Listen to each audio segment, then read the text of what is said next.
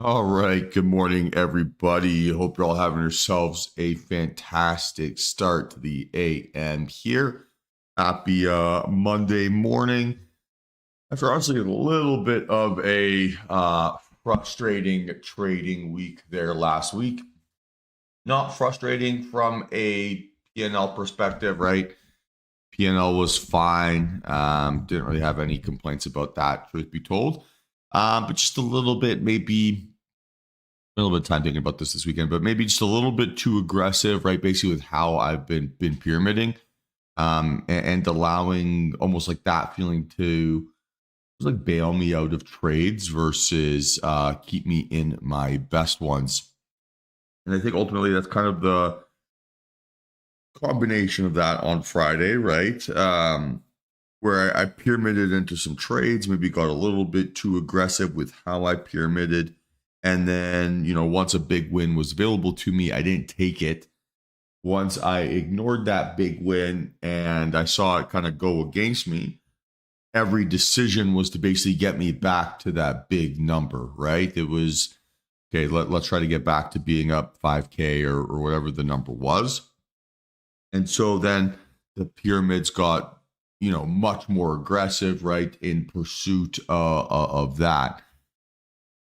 All things considered, like it did work out, right? I did finish the day green. That technique did work out. All this kind of fun stuff, but it was the pure chasing of the P&L that actually prevented me from getting the big move, right? I ended up closing my actual winning trade on this, like here.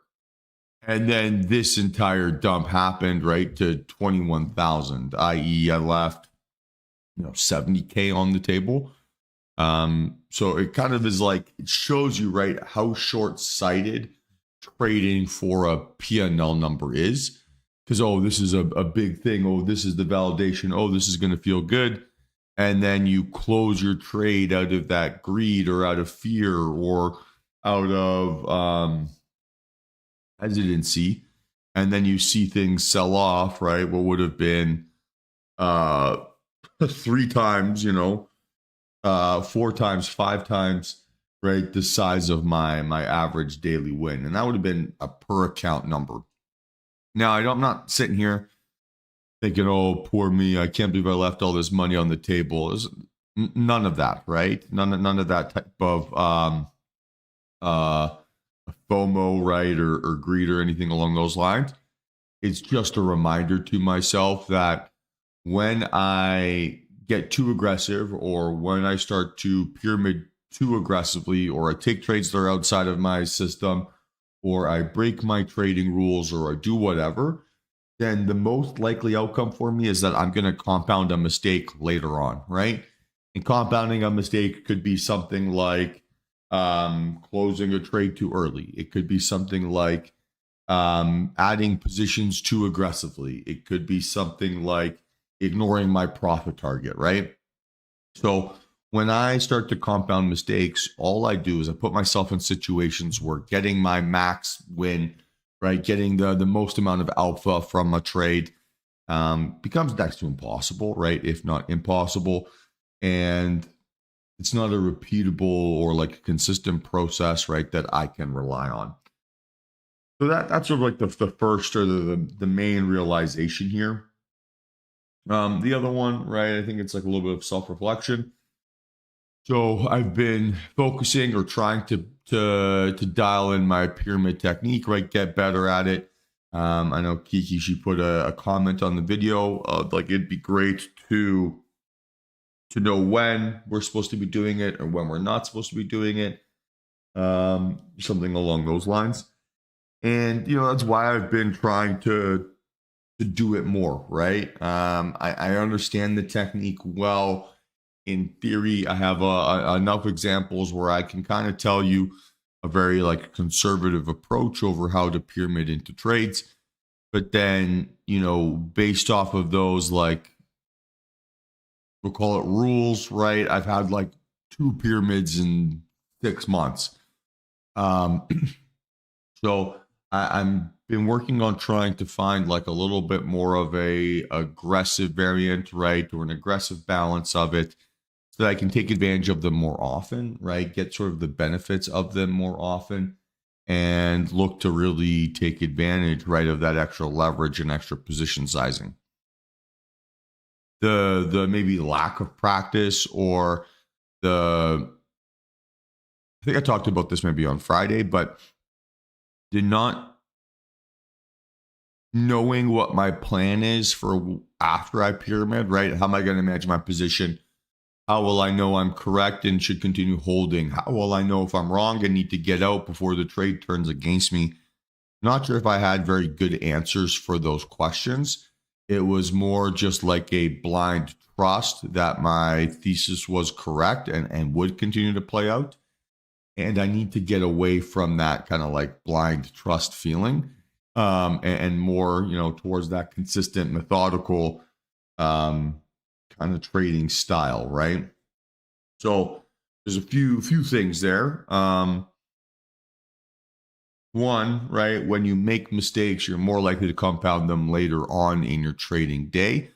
So that can mean in a multitude of things, right? That could be on that same trade. That could be on the next trade. That could be 5 trades from now. And sometimes a mistake, right, is something as simple as not closing where you should, even though, right, you might be nicely green there on that position. I think the mistake that I've been making the most here recently is based on Friday's context, is pyramiding into trades too aggressively, maybe a little bit too quickly, almost like overcorrecting on the amount of trades that I'm willing to pyramid into, and then going way too aggressive with how I build up to my sizing instead of allowing the move to play out and kind of like slowly build up my positioning. To have gotten up to like 12 contracts after like a 20, 30 point move, way too aggressive, right? Just setting myself up for failure there. And yeah, need to have a better plan, right, on how I'm going to manage that. The other element, right, of that is even though I did get crazy aggressive with it, before the trade pulled back, I was up a lot, right? And everyone who pyramided with me was as well. And I didn't make the decision to close that trade. And I think the vast majority of people, right, didn't make that decision to close that trade. So I think there needs to be a certain element of self-reflection there, right? Because that P&L number was incredible. Why wasn't I willing to accept it, right? Why weren't you willing to accept it? And I use you as a very general term there. And again, that kind of just goes back to the second point there at the start of the day is like just having a better plan on how I'm going to be managing how I'm going to be managing these positions, making sure that they don't go red. Because when they do, yes, it's great when they work out. It's fantastic. But when they go red and then stop you out, you go from risking $500 to losing $3K, right? And that should not be possible. We should not be willing to accept those scenarios. Making sure that I'm always closing those pyramid positions, right, as my P&L is increasing, or as a worst case scenario, right? And this would be like the absolute worst thing that should happen inside these trades is I get stopped out protecting a decent sized win. I need to make sure that I have things set up, right, so that accepting either one of those outcomes is easy, and I'm not like relying on my mental capital to make that decision. I'm being proactive, not reactive within that context. And yeah, I think I can go from there. I like to be aggressive pyramiding. I think it gives me a lot more upside. But the way that I'm going to look at it here a little bit is I'm going to be looking to pyramid into pullbacks and then look to close that pyramid chunk on decent sized moves.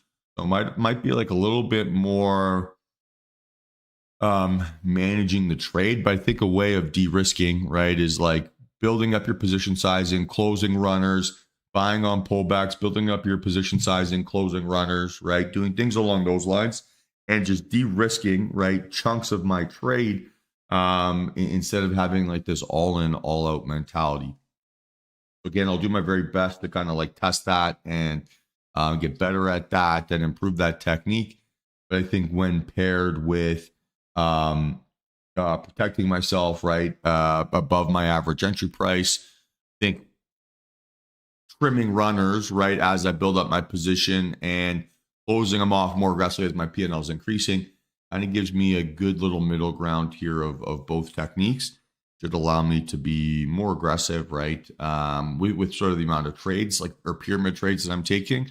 But it should also ensure that I'm taking a larger proportion of P&L consistently, and then still maintaining that flexibility to pyramid into further positions without building up into like a 30 contract trade and a 20-point move. So that's sort of the things that I kind of took from the session. All things considered, right, it was a frustrating day, but like, I'm not holding it against myself here too badly. I don't think that's necessarily the reality. I had every reason to be green. I didn't take it, and I think I've understood why. So now I'm just going to make sure that I make it easy for myself to be green on those scenarios.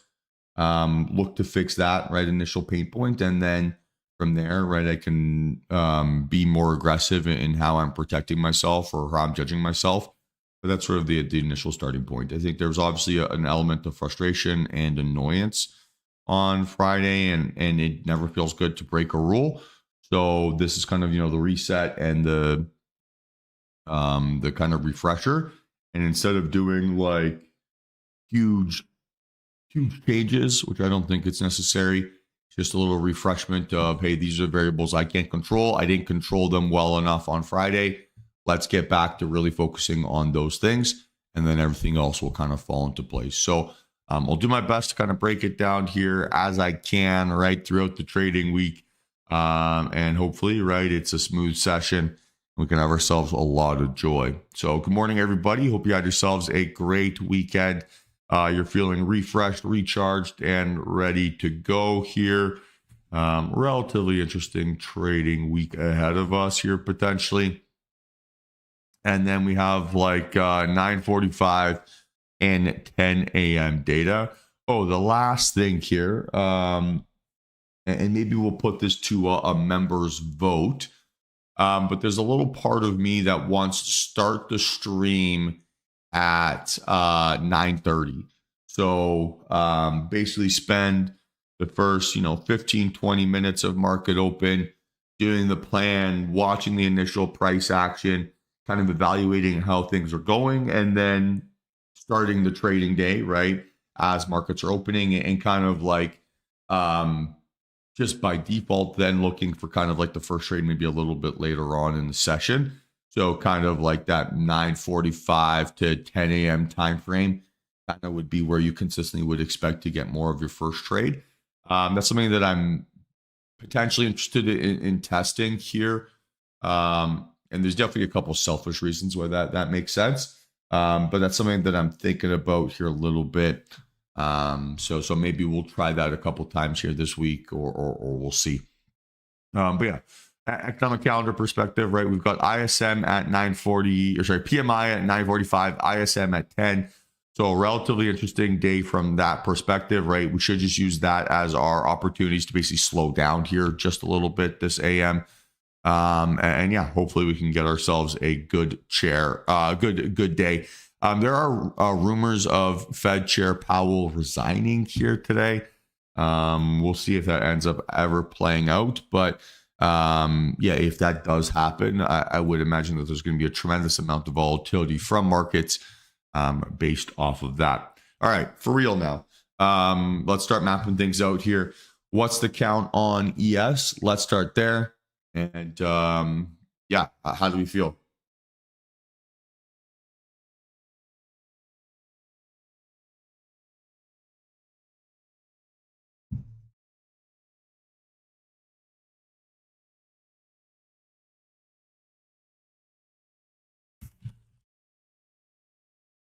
Right, 2 out of 3 to the upside with volume kind of bouncing off of that trend line.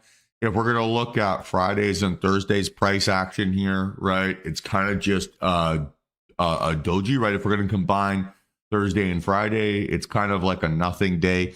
And we're looking for a breakout basically of that high volume indecision. Now, a little bit of a trend line bounce, right? Certainly would give me a reason to look for a move. And because it's a pretty consistent trend line bounce, I'm going to go NA for a bear case here. Going to have flexibility on other tickers, right? To be able to trade things to the downside.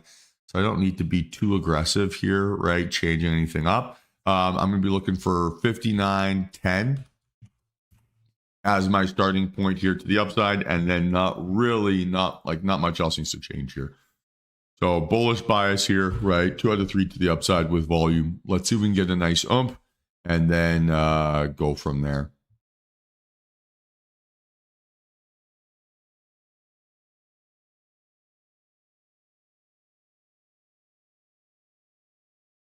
All right. NQ, how do we feel? Similar, not so similar?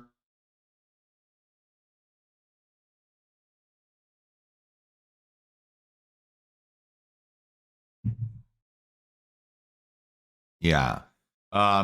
Similar, but it's a decreasing volume profile, right?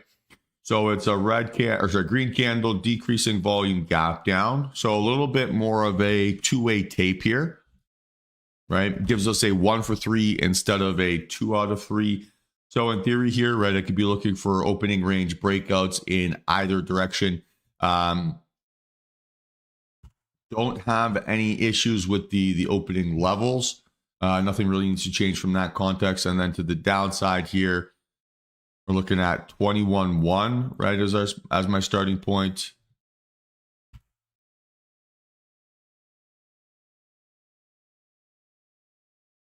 And can go from there. No worries, Mike. No worries. All right, CL, big move here in the pre-market. Probably going to give me a, it's like a little bit of an overreaction, right? All things considered. So this might be a little bit challenging for me to chase to the upside. Now, with the previous day's count, it's high volume indecision, but we do have that final wedge breakout. This might be setting up basically as a mean reversion type day, right? Overreaction move here to the upside. Maybe it just wants to catch its breath a little bit here. This is a tough one.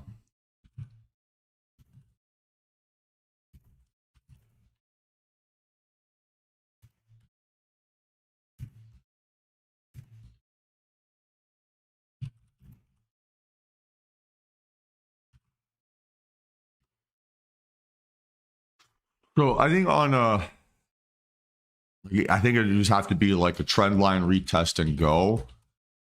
I don't know if I'd want to be playing this as an ORB and just like trusting this to pull back higher or break out higher. I would need to see CL pull back, catch its breath, and then target basically what those pre-market highs are.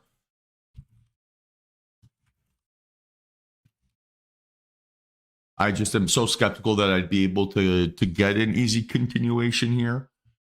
To the downside, right? Basically where we've seen price action fail constantly, right?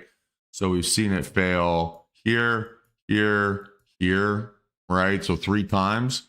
Like, are we going to get an attempt number 4? I think that, I don't know if it's I don't know if it's likely, but certainly possible, right? For us to get that, it would be a textbook mean reversion type breakdown. So again, we're kind of going a little bit funky here on CL and kind of targeting a move towards like 63, right? Something along those lines. Not super aggressive here. I think the size of this overnight move is maybe just a little bit challenging. So let's see. All right, Apple, 2 out of 3 with volume. Big volume. Tesla, 3 for 3 here to the downside.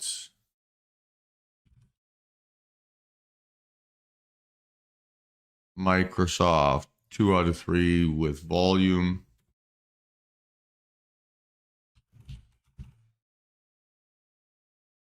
Amazon, 2 out of 3 with volume.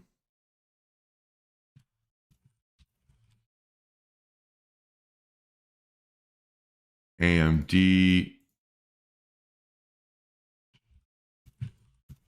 So 2 out of 3 to the downside with volume, right? Red candle, increasing volume gap up. NVIDIA, we're looking at a 20-cent gap down here so far this morning. So it's a 2 out of 3 without volume. Don't know why that took so long. So pretty much already, right, we're seeing a different narrative pretty much across the board, right? Each ticker's giving us a slightly different story.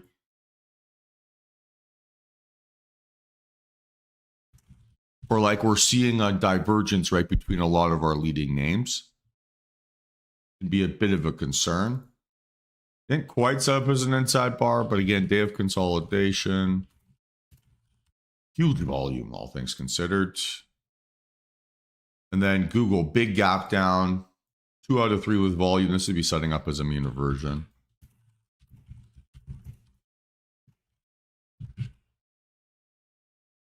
And then the old Vixaruni 19 spot 4.6.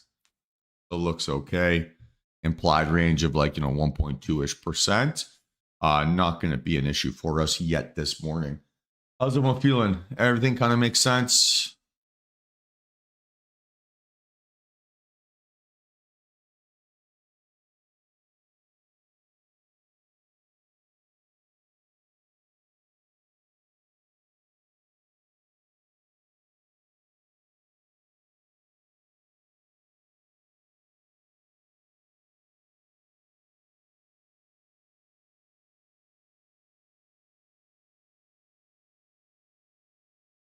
All right.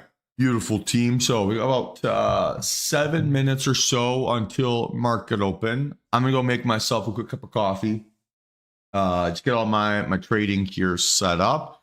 And then we'll jump back on in a few minutes and do a quick little rundown here before the session starts. So I'll be back at it again in a couple, and I'll talk to you guys then.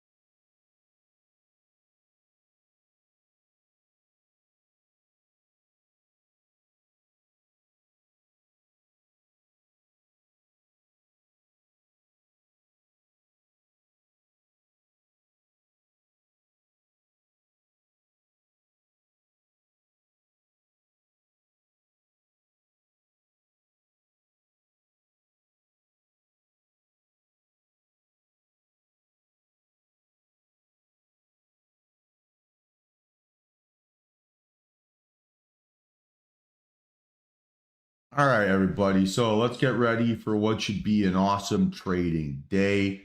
Hope everyone is feeling sharp and ready to go. I'm excited, right? I'm excited to be here. So, yeah, let's have ourselves a heck of a session, see how the things kind of come together, and then can kind of go from there. I'll put this in the members chat there later this morning. But yeah, like I said, thinking about starting the stream instead of at 9 a.m. or 6 a.m. Pacific, 9 a.m. Eastern, to start it at market open, do prep over the first 15, 20 minutes or so of the day. And then, kind of start trading only once the prep has been completed, not kind of giving myself that like 30 minutes to just sit and watch. So we'll consider that a little bit. Obviously open to feedback there.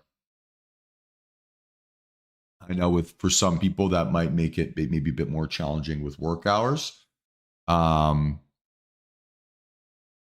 yeah, we can cross that bridge when we get to it. I'll put it in the chat at some point here today. And yeah, let's see how the day shapes up here, team.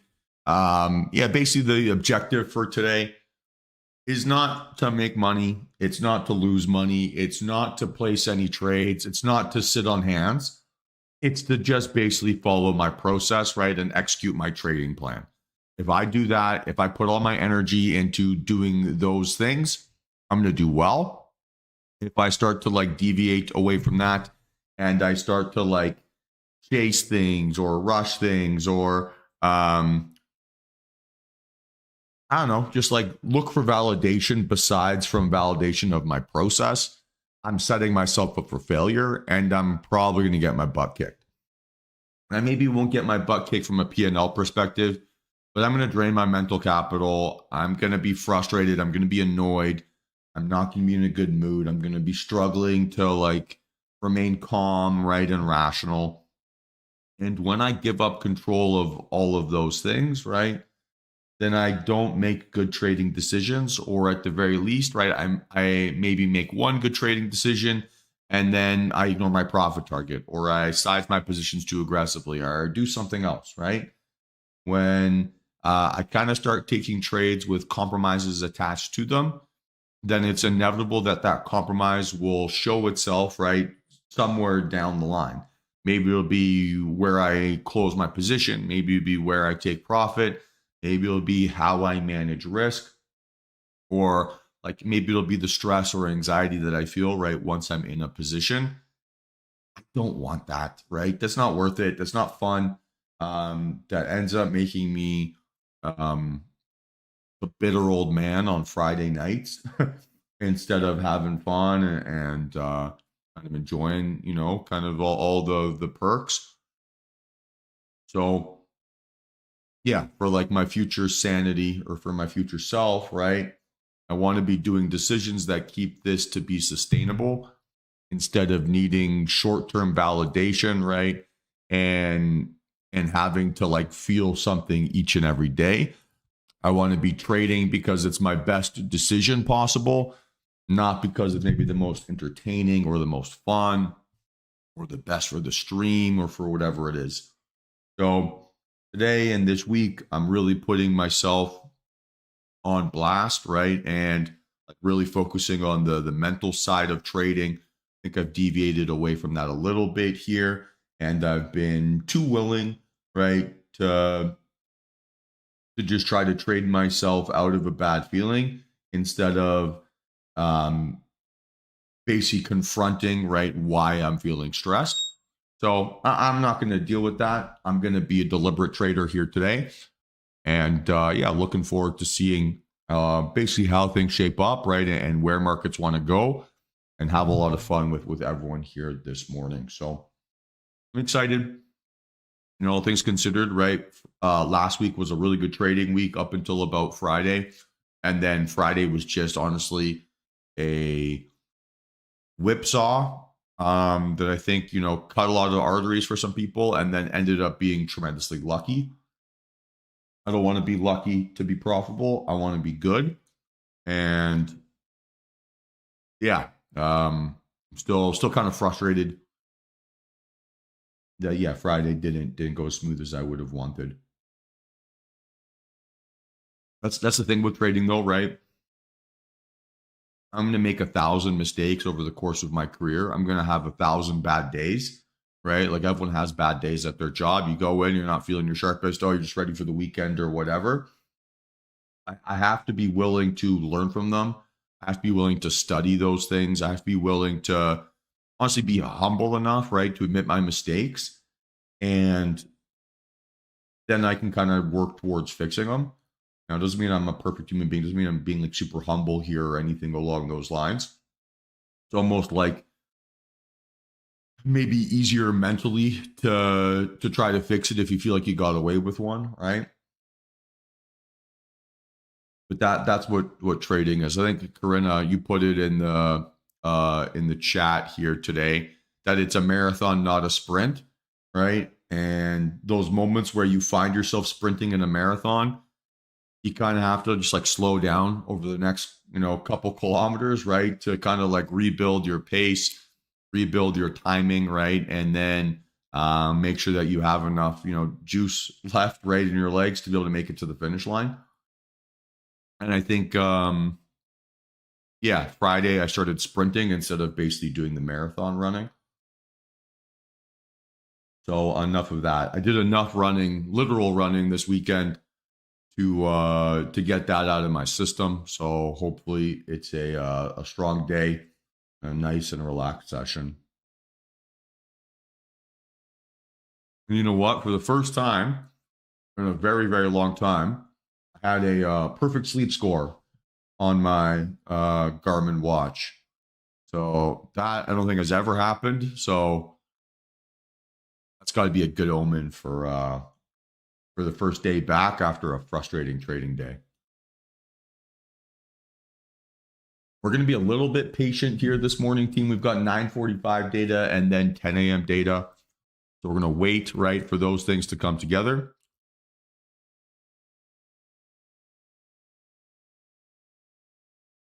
And we'll go from there.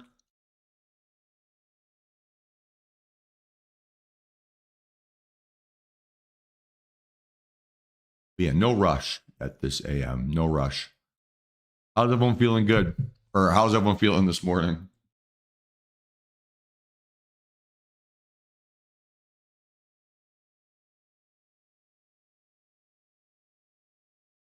Love that, Mike.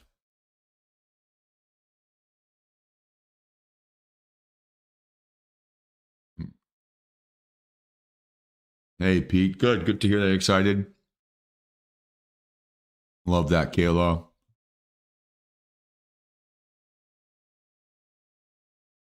Nice. Well, welcome. First day. Congratulations. Welcome, welcome. Don't hesitate to ask any questions. And then just as like a final reminder here, guys. So I know I've probably been pretty dramatic maybe here this morning, right, to a certain extent. But I talk about this all the time. If you want to be a good trader, that you have to hold yourself to a really high standard, right? One that maybe is like borderline uncomfortable. And then it's kind of an oxymoron, but you have to hold yourself to a high standard. And then you also have to kind of like not believe like your hype or your dread too much, right? So it's kind of an oxymoron, but you have to be willing to hold yourself to a high standard, like be brutally honest with yourself, and then you also like can't fester on those things for too long.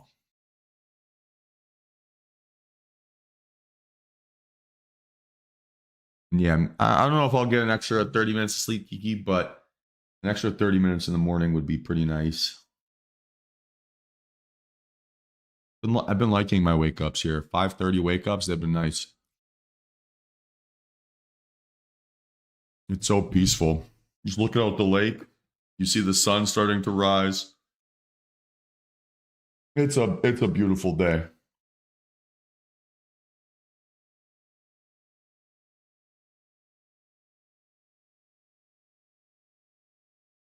Yeah, Kayla. So I don't put any number in the take profit.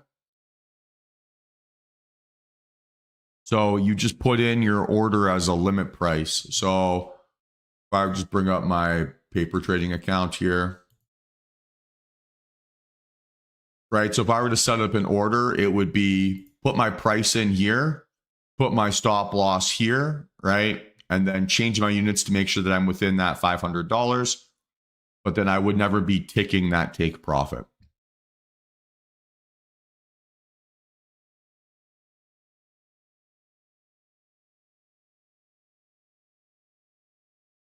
So we got a bit of time here still, right? We got 6 minutes till market data. So I'm not going to be super aggressive chasing, even though that this is a increasing volume breakout.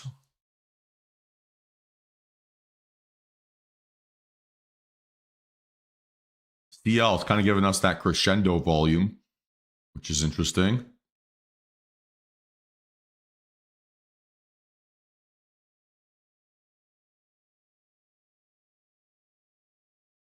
So no rush. That's a bearish reversal signal on CL. Just gonna ignore it for now.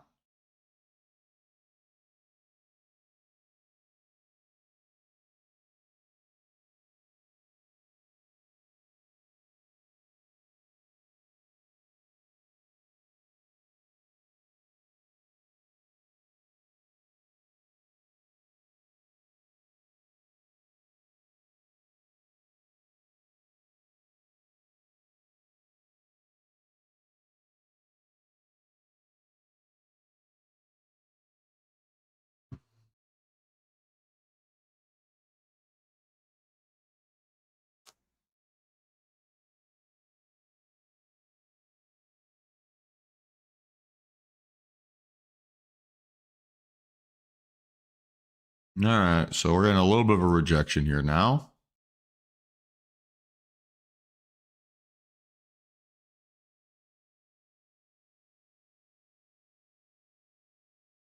Again, we talked about CL mean reversion maybe being the most likely.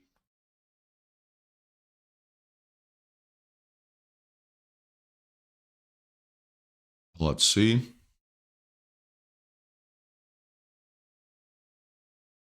And again, we're just going to be waiting for this 945 data first. And then go from there. How was everyone's weekend? What was the highlight for you guys?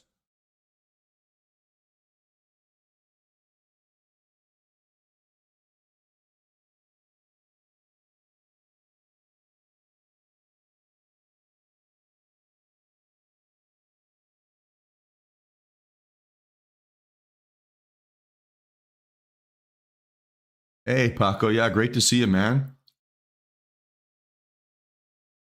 Nice, Vinny. That sounds like a blast. Some beach volleyball. Fantastic. Cue the Top Gun montage video.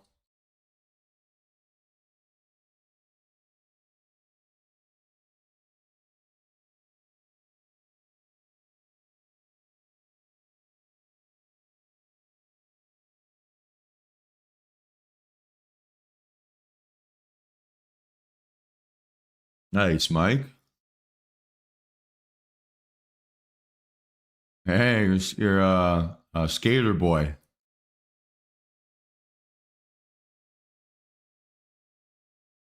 Very cool. Yeah, it was a good weekend, Vinny. Did a lot of nice cooking actually. So spent like Friday making myself some comfort food, and drinking some wine, and then a lot of exercise this weekend. So a lot of hiking, a lot of biking. It was a good time. No complaints.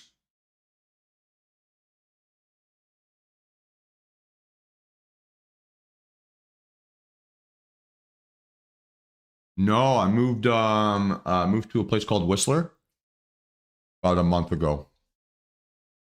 Nice, Kayla. That sounds great too. What's your barbecue staple?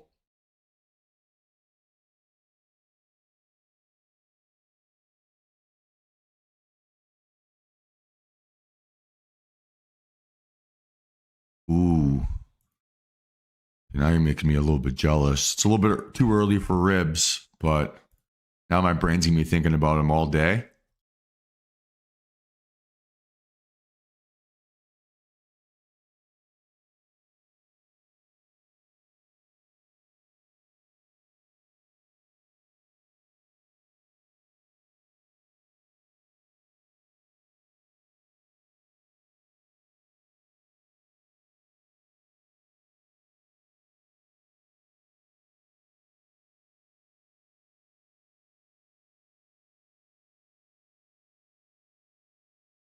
All right.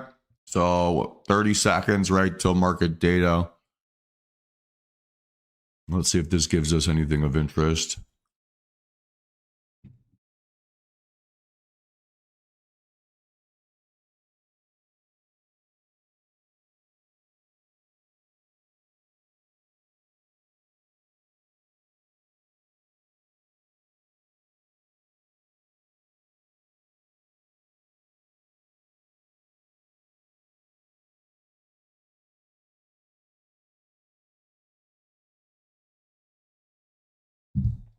All right, 2 seconds.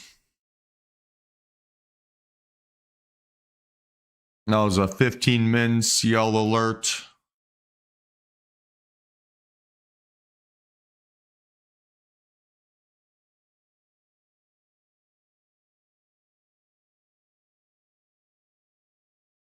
Kind of back inside that wedge now too.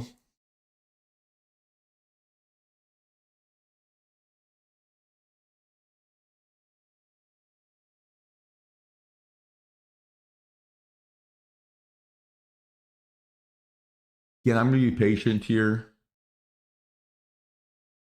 I don't see anything that I need to go after yet. I'm just trying to be slow, right? Deliberate.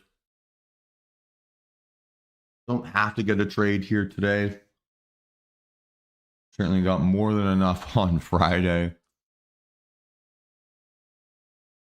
And so to a certain extent, right? And I mean this in a good way, I kind of want this week to be a little bit of a dopamine detox.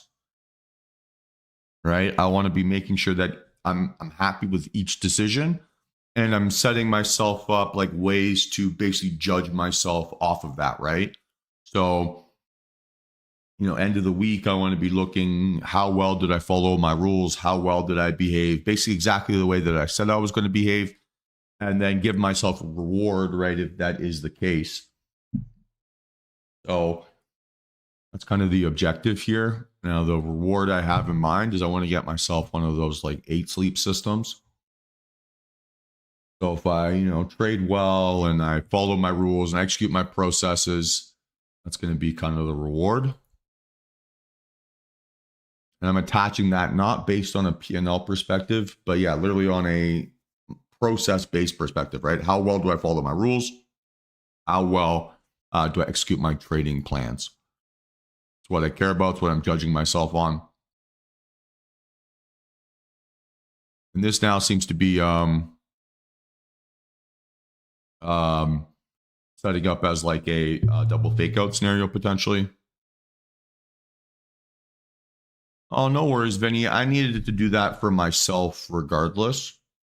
It was probably a bit ranty and ravey. But for me, that self-reflection is why I'm still able to trade, right? 13 years, almost 13 years after I started my career.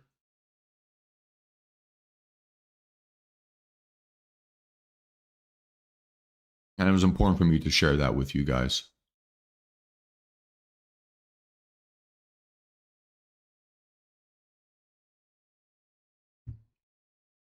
I can't always promise you it'll be pretty, but I can't always promise you I will be honest, and I'll do my best to explain my thought process as best as I can.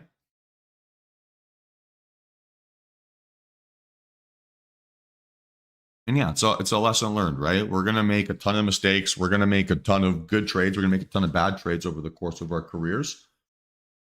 And it's just understanding that you pay tuition to the market, right? You don't win money, you don't lose money. You pay tuition. And sometimes, right, you get a scholarship. Sometimes you don't.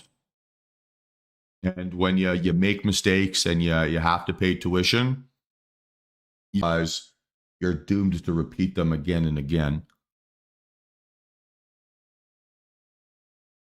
So I don't like repeating mistakes. It's not fun. It makes me feel like an idiot. So if I don't put a tremendous amount of effort right into basically attacking them as aggressive as I can early, then I'm not doing my job well.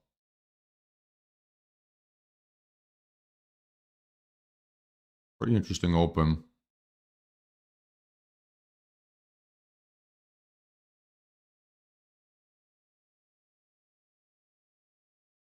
Curious to see, yeah, almost like how nervous markets are going to be with Powell speaking now today at 1. And the rumors of him resigning kind of hanging out in the background. It's an interesting scenario. Big opening range, too.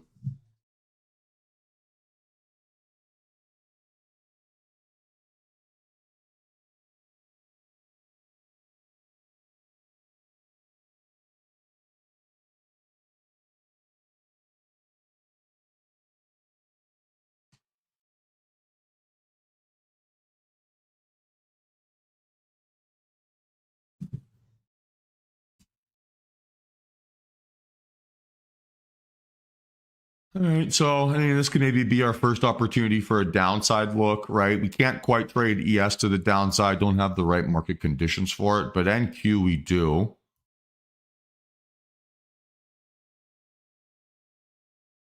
So we'd be looking at something like this, 384.50 stop loss.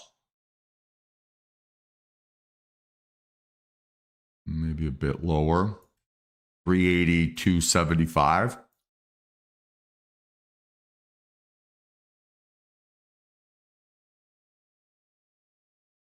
Maybe kind of looking in that range-ish, right? 366, something along those lines. I'm watching for sure. Call it a 383 stop.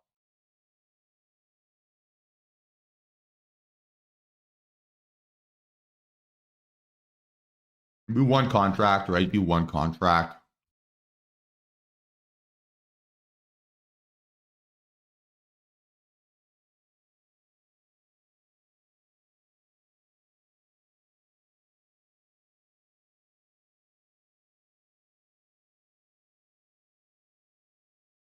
And still need it to pull back, right? I can't enter at this price.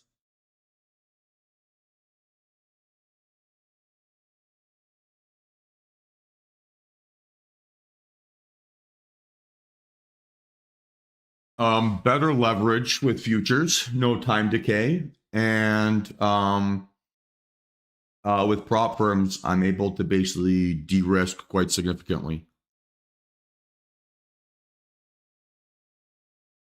Okay, so missed my entry on this. No biggie.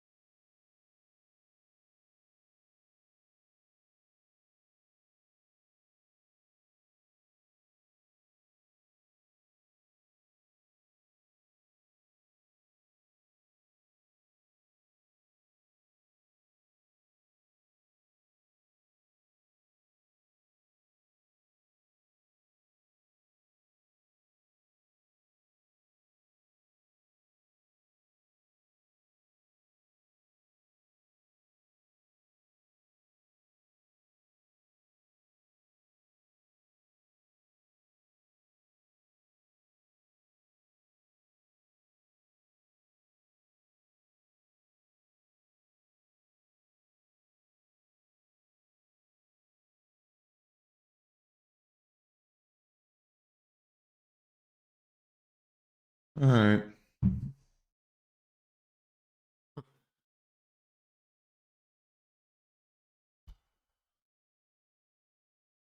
ES really breaking down. Okay, CL, good job avoiding it.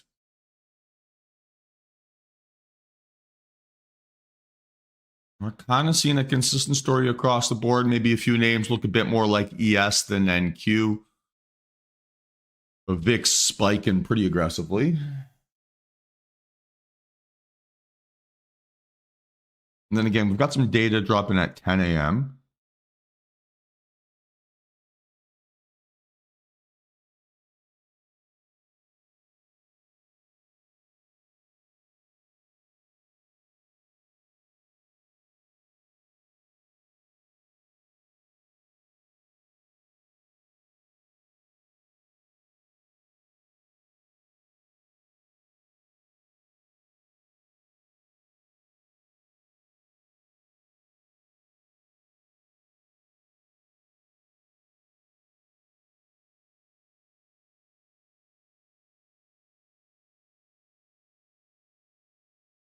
All right, so again, gonna wait it out now. We got data in a few minutes.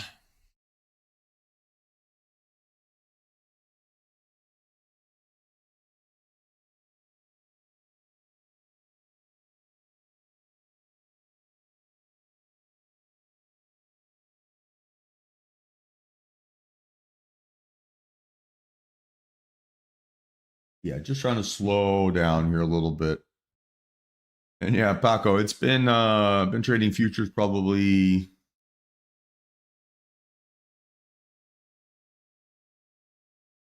year and a half, something along those lines now, maybe a bit less.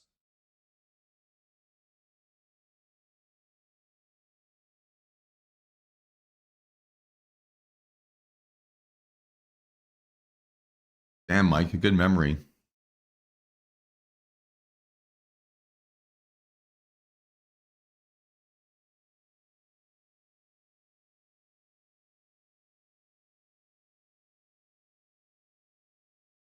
Yeah, that felt like a long time ago. I liked trading shares. Like trading a Tesla right now, or I mean maybe like an Amazon or something like that would have been pretty fun. But I honestly make more money trading futures. Way more, actually.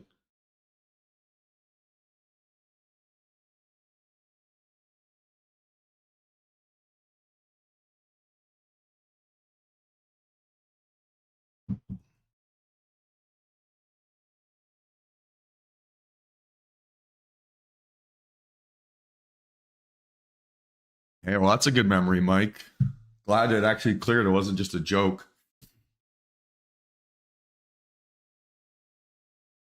Hey, fantastic. What a memory.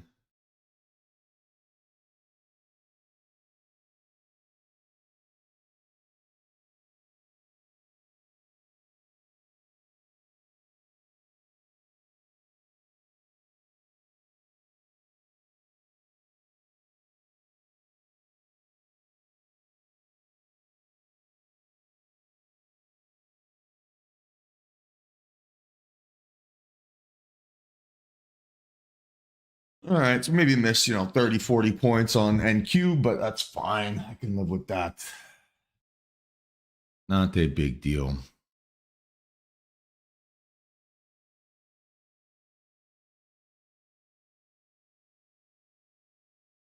Hey, you got to remember the important things in life.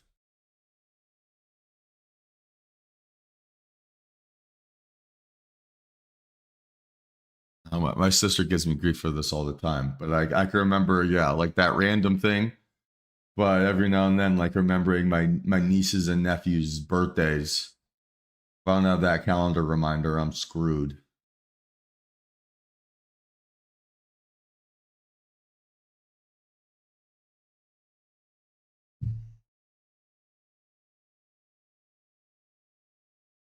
All right, so we are potentially setting up here, Bill.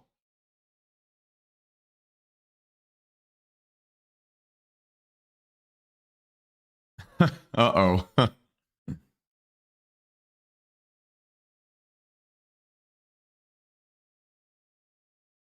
Oh, also gets easier from a gift perspective.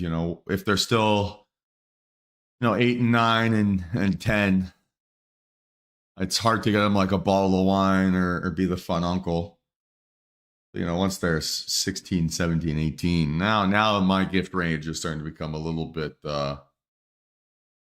more in my wheelhouse. For now, it's just buying them Lego.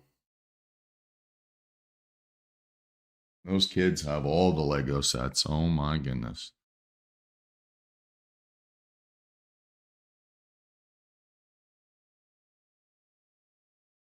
All right, so just a few seconds here till 10 a.m. data. And this is red folder data, so we are expecting a relatively decent reaction.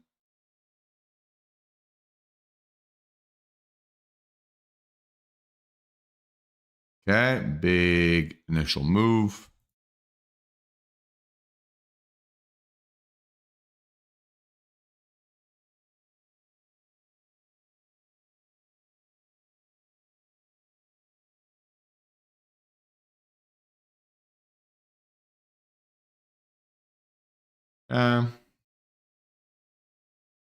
So let's see if we can now get this to close as volume, right? Again, that was a 30 min CL reversal signal. I'm not going to be trading this though. Focusing on my favorites.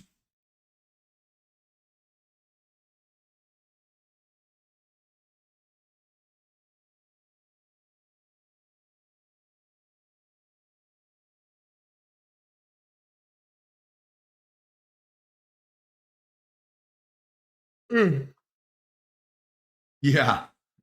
Oh, if this gives us volume, we're gonna have a lot of space down here still towards that 2178 area. There's a lot of room to go.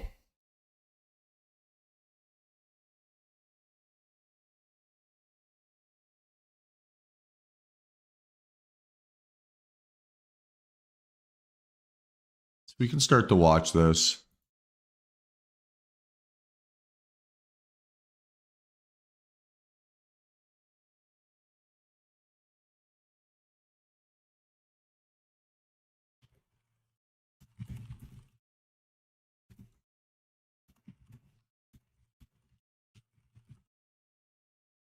Okay, so about a minute to go here.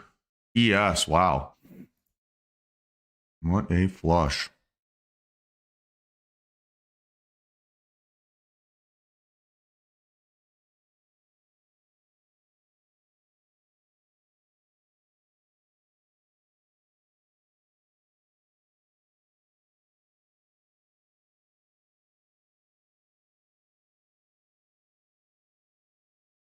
I mean, it could be setting up, right? That fake out higher, fake out lower. That's a fake out of, say, 51 points lower versus a fake out of, it's not quite accurate.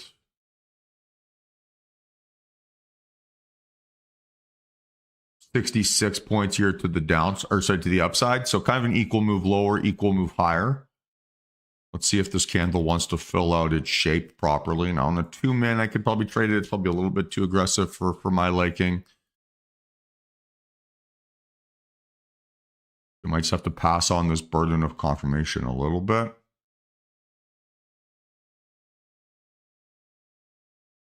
It kind of looks like a fake out higher, fake out lower.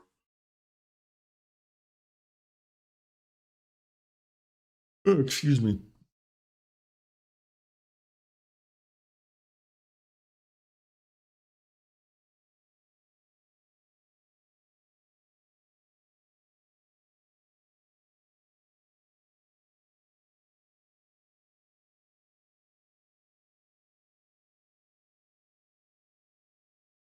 And if it does end up being a fake out, right, then our range, our tradable range is going to be high of day and low of day, right? We could potentially look for moves towards those targets, right? Or look for breakouts or breakdowns under them. And CL continues to show me signs of strength here.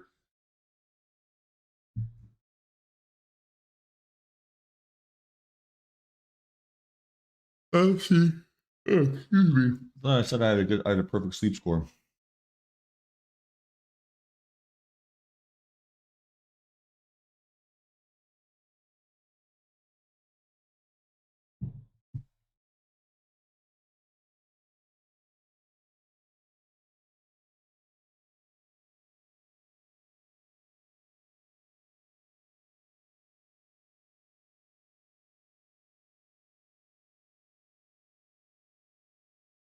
For it to close above 312 is probably not going to happen.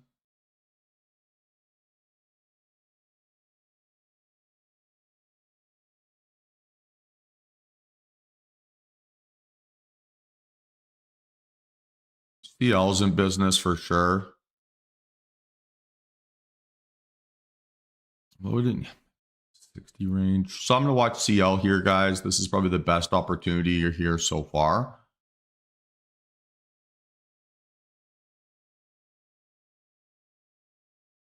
So 15 cents of risk, probably a little bit too much. I would need like a 60 touch, right? As kind of like my starting point here. Otherwise, I'm looking for the aggressive technique where I'd be looking at a stop of about 10 cents, which is within sort of my, call it comfort zone. So I'm also watching CL.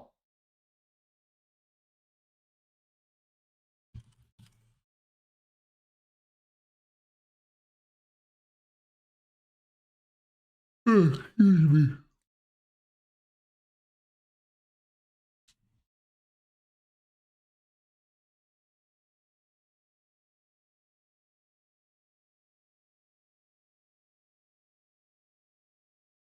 Don't get me wrong, I'm loving the mountain life here. It's been awesome. But man, some of these mornings are still so cold. I'm gonna have to get used to the winters here.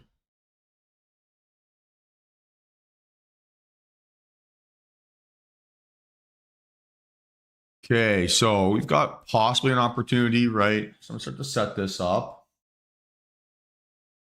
And again, we're looking for like a 60 touch, right? Or better. So stop loss 62, 69. I'd be looking at 5 contracts, right? On a 60 touch. I might have just missed it, but and no rushing this, no chasing this.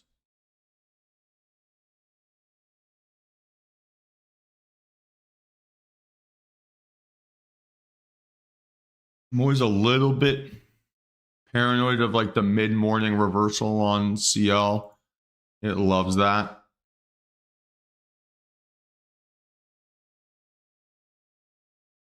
So I'm watching here carefully.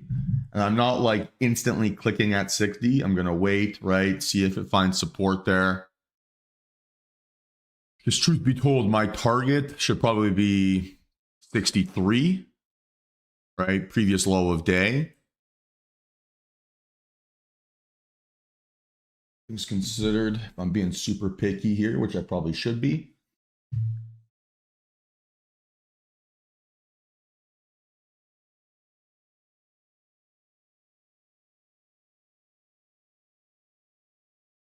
Okay, good decision on NQ.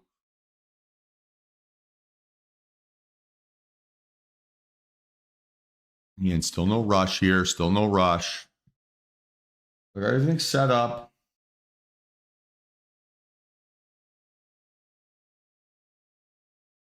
We're looking for 4 cents here, right? 4 cents. So in my order window, right, I've got my price set at 62.63. I've got my unit set as 5 and my stop loss, right, is 62.69.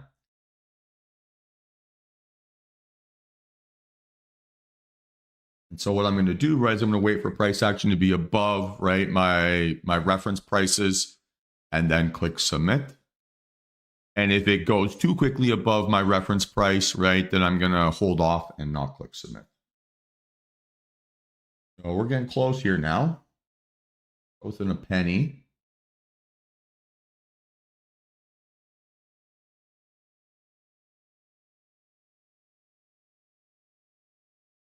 Ooh. Mean tease.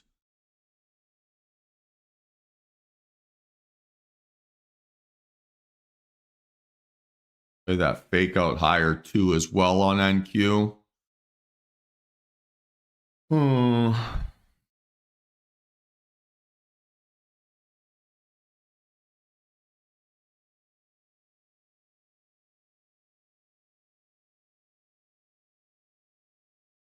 And NQ is a little bit stronger than ES because NQ closed above that previous candle's high, right? ES closed just under it. So then 304 to 331, you're right on the cusp of 25 points. NQ getting back within striking distance here. Sorry, CL getting back within striking distance here. Kind of a little bit all over the place.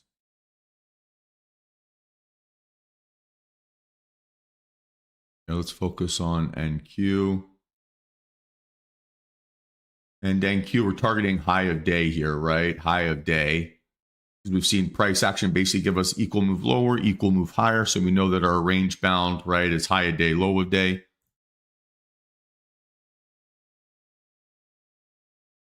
Okay, now we're looking at the pullback technique, which would be a 262 entry. Sorry, 262 stop loss.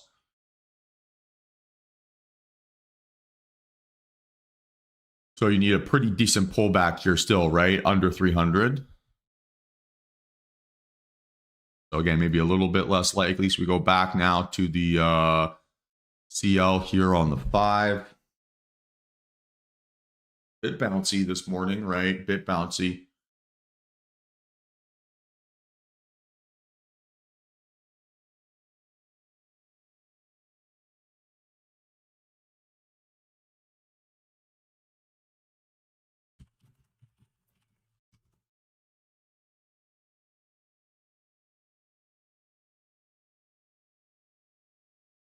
Okay, so watching here, right? Watching here.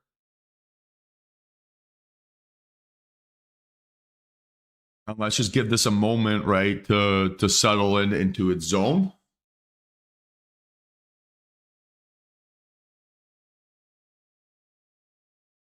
Again, I'm hyper paranoid of that mid-morning reversal on CL. It loves a mid-morning reversal.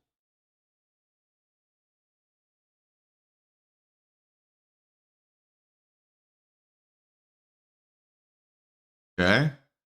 So now it's going to get a little pullback again.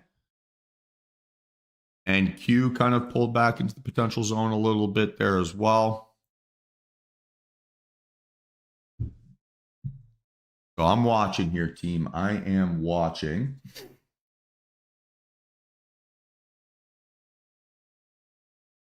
I'm going to be super aggressive in how I'm taking profit today. Nice, Mike. Nice. Oh, you're in great shape, dude. You're in great shape.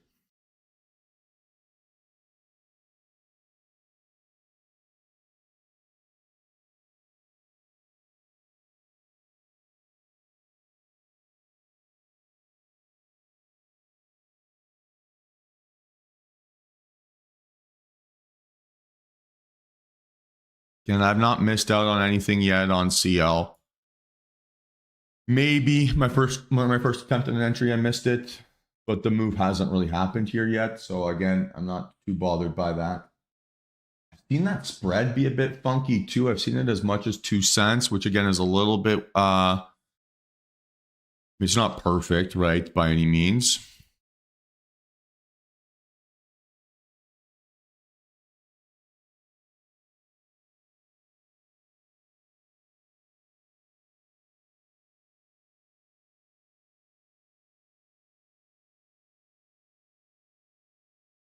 And again, if I get it to chill out here, basically be a double inside bar and then break out, that's a very reasonable outcome. Okay. Like I said, my focus here today, be very technically proficient. I would rather miss a trade than rush into one. If I don't get any action here, right, not a big deal, right? I'm trying to judge myself on the quality of my decisions, not the quality of my P&L. My P&L will be strong if my decisions are strong. But if I'm chasing that P&L validation like I was on Friday, set myself up for a stressful day. My white line on my volume, Rob, is the moving average. So it's the 20-period volume moving average. And I use that as a reference point. So I want volume to be outlier, which is above that white line. So I want to say like it's a strong candle shape with outlier volume Outlier volume would be anything with volume above that white line. So I need my confirmation candles to be above that standard. All right, so we're still back in play here. 5 seconds on this candle. Let's just be patient. Again, not missed out on anything here.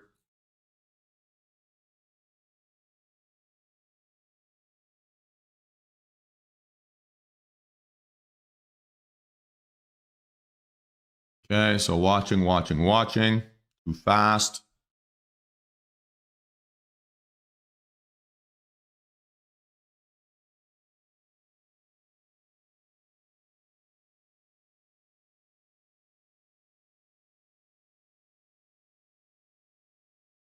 I feel like this is going to make a higher high.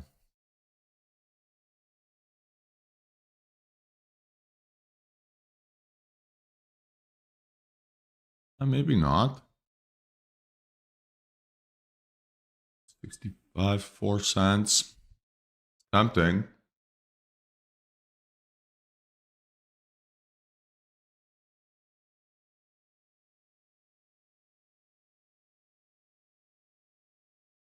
I think it's moving too quickly inside that zone, so I'm going to wait it out. Yeah, and I can't shake the feeling that I think it would stop me out. And not as in like a paranoia that it's going to stop me out, but just that behavior hasn't necessarily been strong bears post confirmation. Yeah, it kind of stalled a little bit, right? Kind of everything across the board. And it just would have stopped me out there. Just saw a 70 print. So maybe this will want to break out here, do something like this. That would be pretty fun.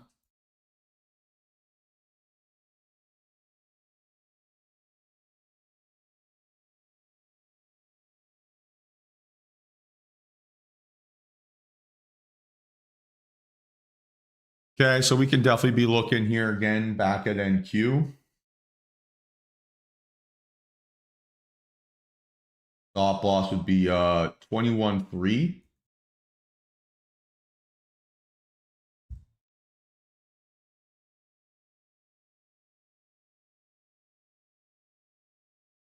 Yeah, but that's the thing, Mike, right? Like if a trade is strong, it'll give you more than one chance to enter. You can play the same move more than once, right?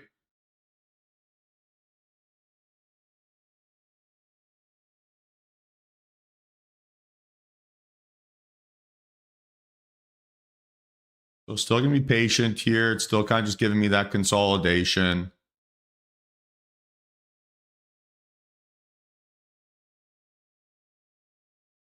And yeah, we did a good job avoiding, I think, just trade so far this morning. Which is annoying. But that's a good problem to have. Again, it's 10:18 in the morning and I'm not down $500. Call it a miracle.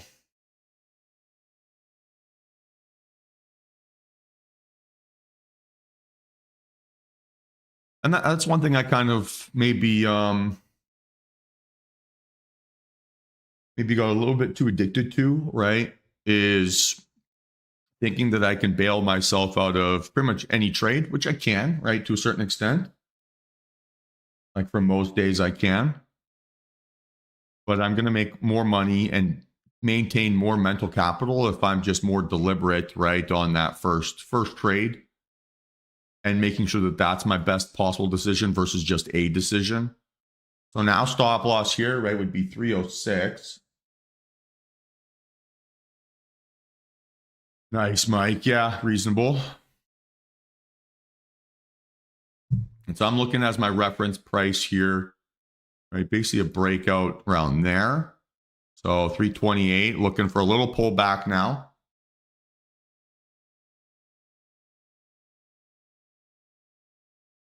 Like perfect entry from you, man. Perfect entry.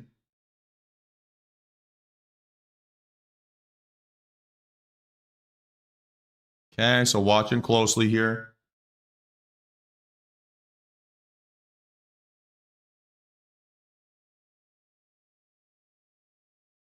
Ooh, come on. Oh, too fast. That was 10 points. I'm going to wait. It was too fast. Gonna wait for this thing to retry again.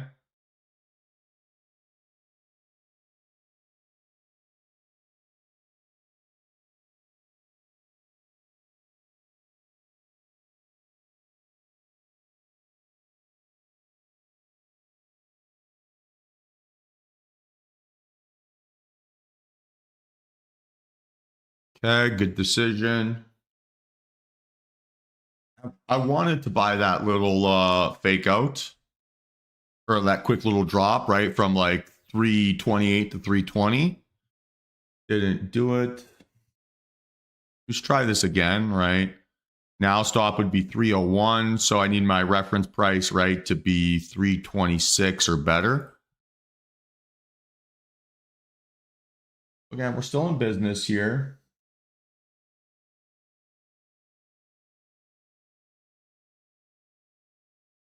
But bouncy, right? Pretty bouncy.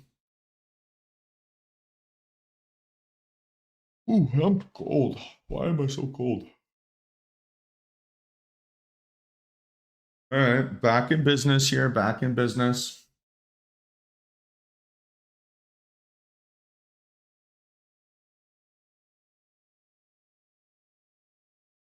Okay, so give me a little pullback here.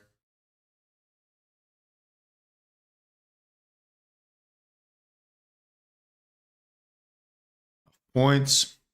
So if this thing goes aggressive, right, on me, then reference price would be 340-ish. Stop loss would be the low of whatever this is. Might be back in business for the pullback entry here.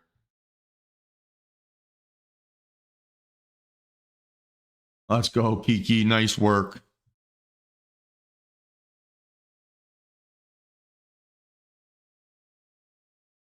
You just stack up those bodies, Kiki. It's so impressive.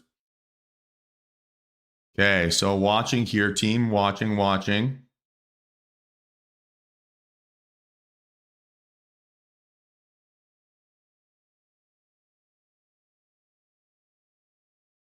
Okay. Come on. But see, that's the thing though, right, Key? The reason I think why you do so well is you make each trade your own just a little bit.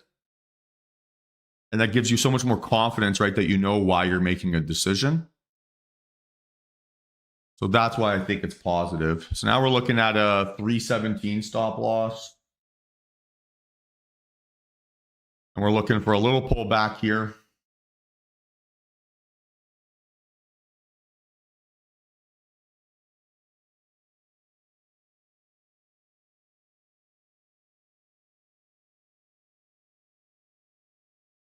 I need a 340. 340 is my reference price.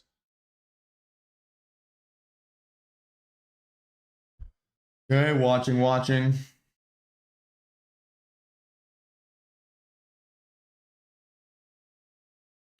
Come on.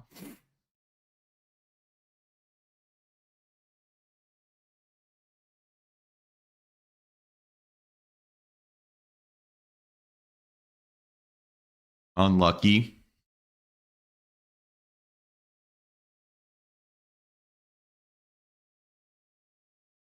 I guess here's a question for the team. Is it better to get faked out or to miss a trade? Sometimes I'm not sure. Like, which one feels worse?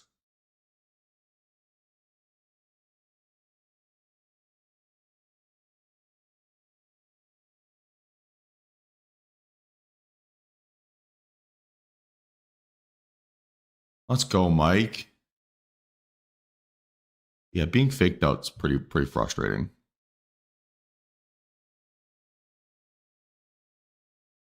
Okay, so we're back in business here still. Preferential would be aggressive, right? Again. And then I can use my 68 as a reference price. Very true, Vinny. Very true. So now we're looking at a 55 stop loss.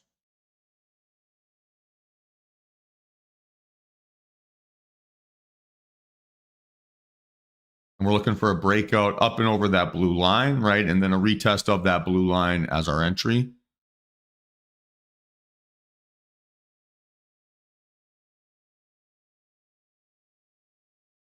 Yeah, stop is still fine.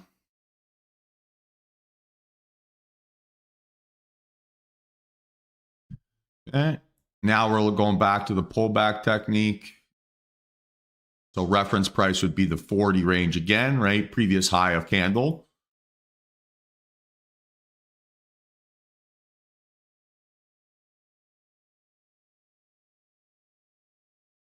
And now we're back to the aggressive.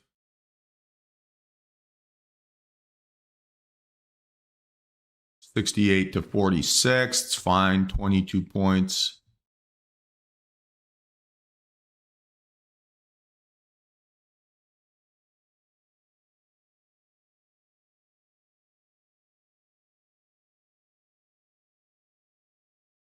Okay, so watching this again. So now stop loss is 46.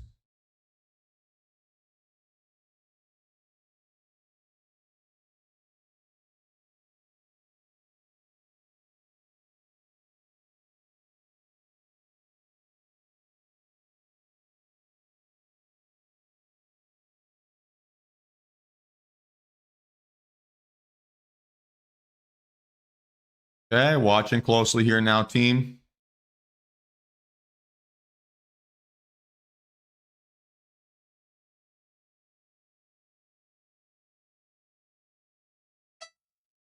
All right. So I am in average price 368.75, one contract. Stop loss 346.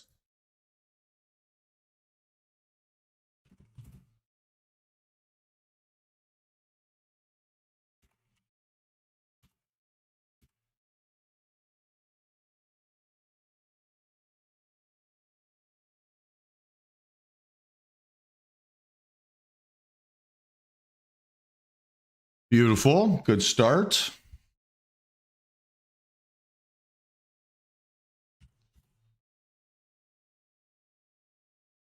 Okay, let's see if we can keep going here.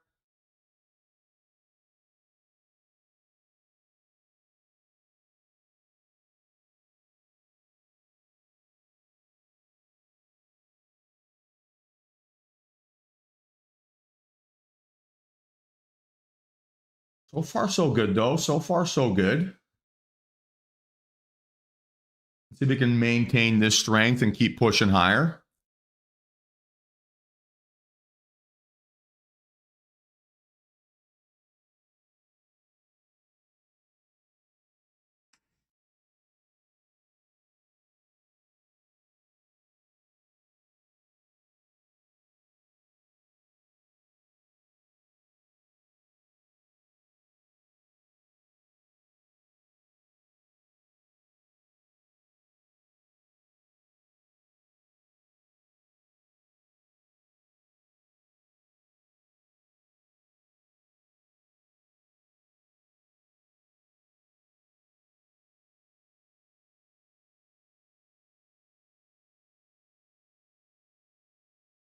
Okay, don't like how it's gotten bouncy here.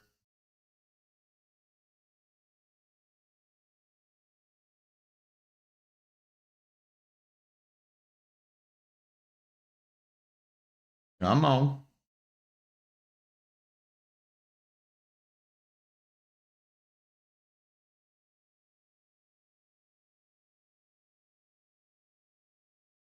Okay, that's $200. So let's see if this thing's got some more legs. Get out over 80. It seems we keep getting stuck just a little bit.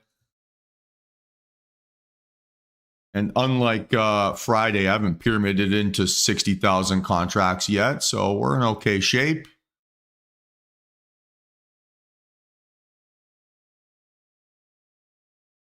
Okay, let's see if we can keep pushing.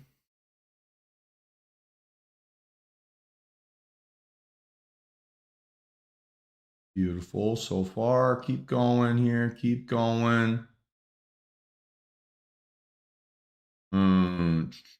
Don't like that. All right. Come on.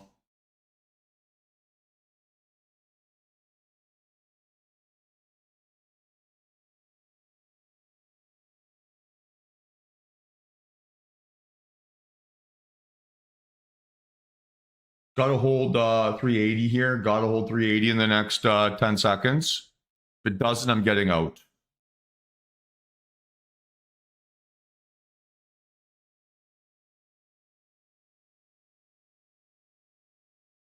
Close like right at it.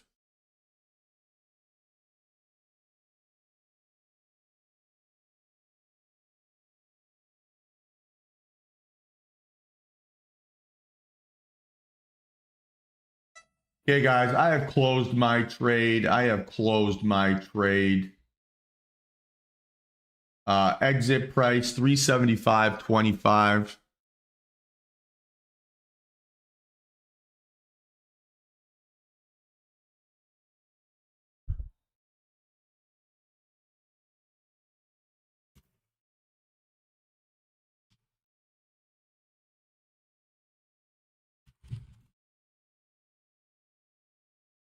And again, if it starts to hold that 80 handle, right, we can reset and try this again. But if it's not going to give me that momentum, and we kind of saw it give me a little failed breakout above that zone, I'm just going to take my P&L, right, reset, try again here, and go from there. Not a monster win by any means, right? It's $124.24. But I don't want to see this thing pull back to entry price.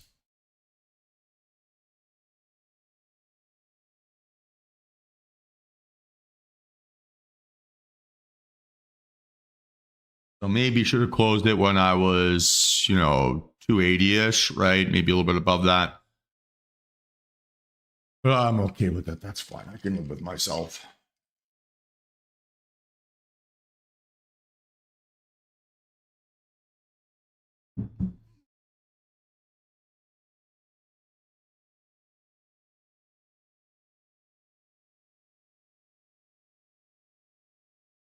Kind of a dirty move by CL.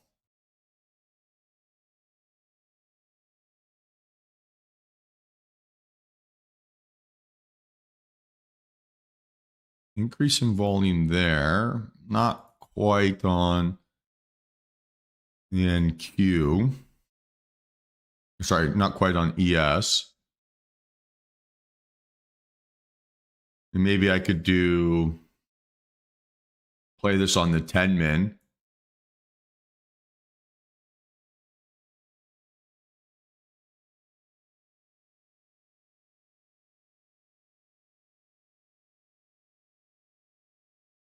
And we'd be targeting, that 2R range, pretty aggressive.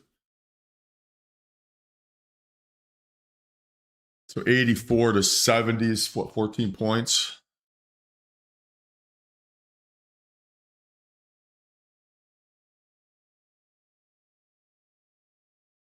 Again, I can reset, right? See if this thing wants to behave the right way and then look to jump back in. I had a bit of a buffer, but not enough to like brag about or to feel confident I could survive a pullback. So we're back in business here. We can definitely look at this on the 10 min. Stop loss would be 70 or call it 69. Nice, right? And we're looking for a move above that blue line. So 86, right? With a retest of 86 as the entry price.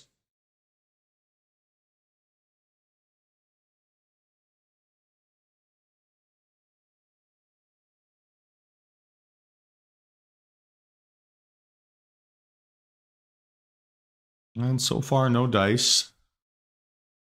And I've not missed on anything closing where I did, right? Arguably just saved myself a bunch of mental capital. I think each one of these little bounce backs would feel like crap. ES continues to show signs of strength, but without giving me the appropriate outlier volume, right, to be able to jump in and play these moves. Now on that reversal, maybe a little bit more, but I'm beyond that now.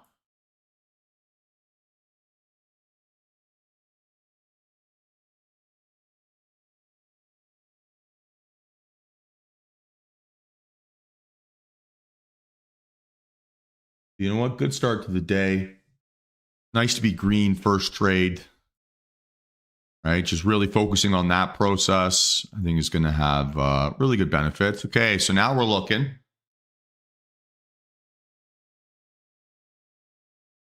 Oh, slow down, motherfucker.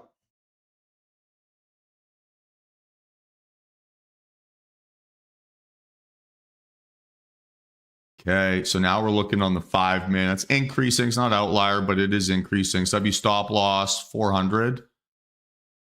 Ooh, actually might be able to get back on the 10 here. Ooh, too much risk still. Still too much risk.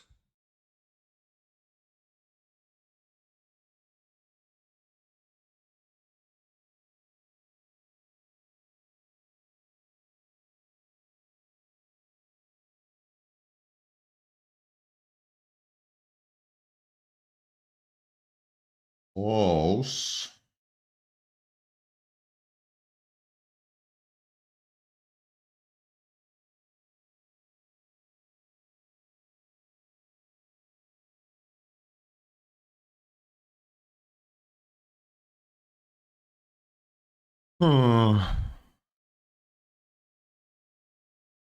Okay.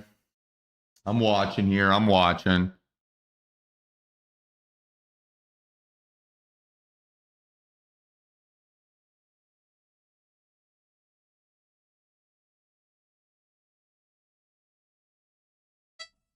Okay, so I'm in average price 386.75, one contract. Stop loss 369. I'll write this out in a second. Just want to micromanage this just for a moment. 386.75 entry, 386.75. Okay.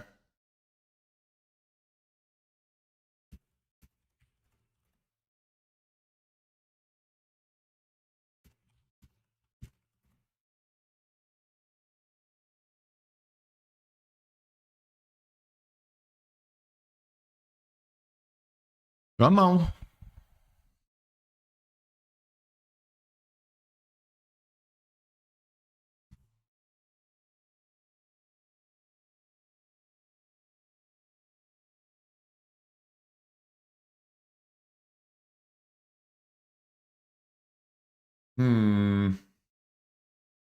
Yeah, big quick move higher and then it stalls, which I don't like.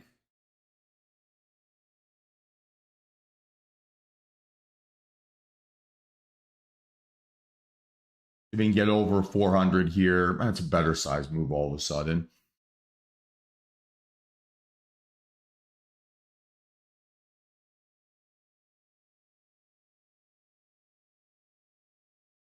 Come on.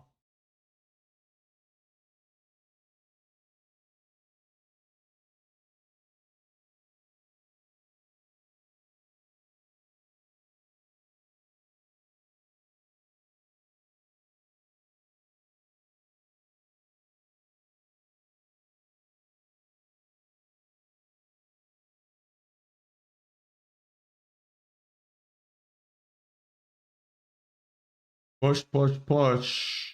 Come on, get over 400. Get over 400. It doesn't feel like it wants to.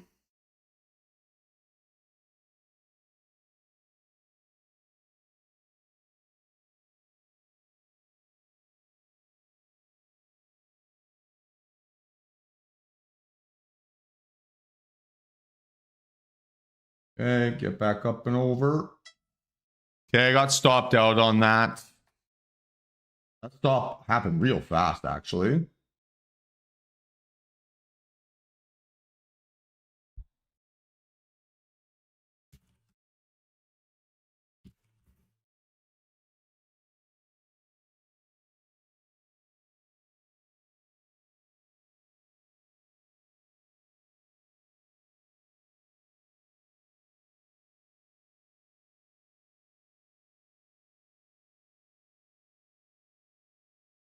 Interesting.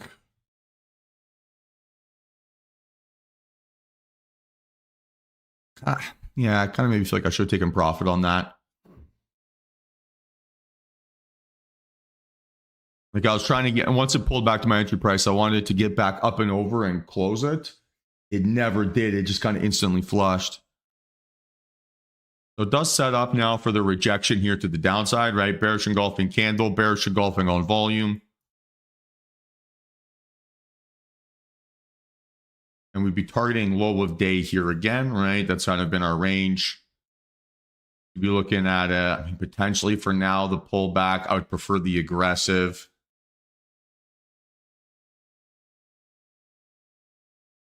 $420 would mean an entry of $395 or better, right? Which is a kind of a scary entry.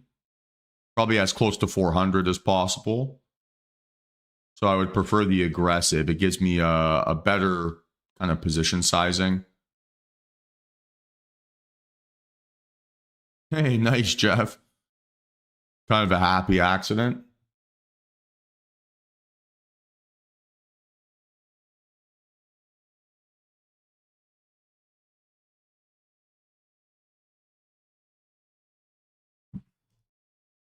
Okay. So here, guys, right, as close to 400 as possible if we're going to play this on the pullback.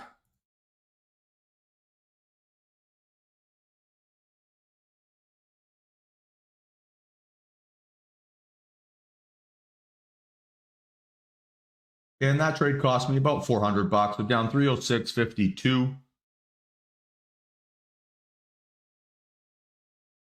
A bit annoying. Probably should take in the green, but that's okay. Okay, we're still within striking distance here on the pullback. Sorry, on the aggressive, sorry.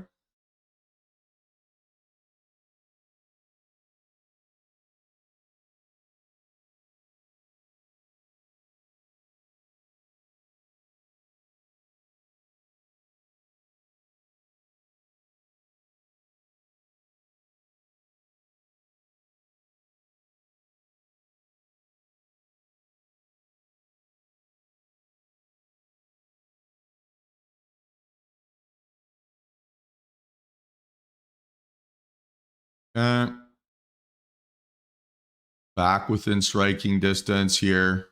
And this will be close. You need 56 entry.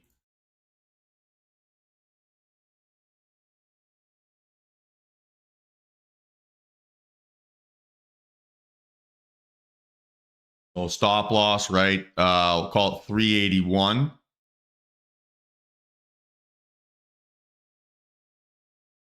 $21,381.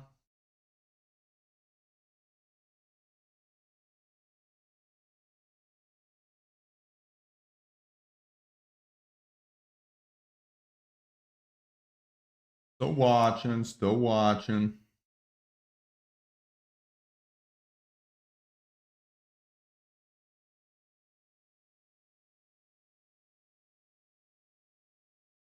Okay. Watching here closely.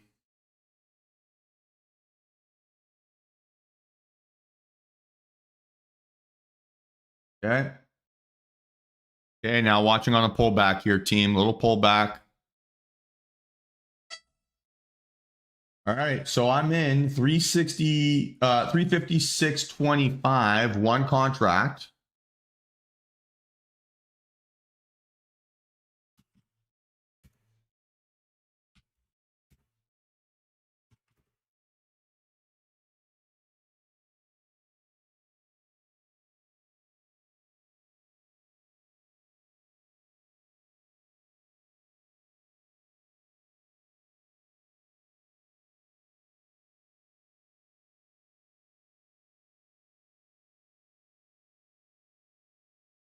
Okay, come on.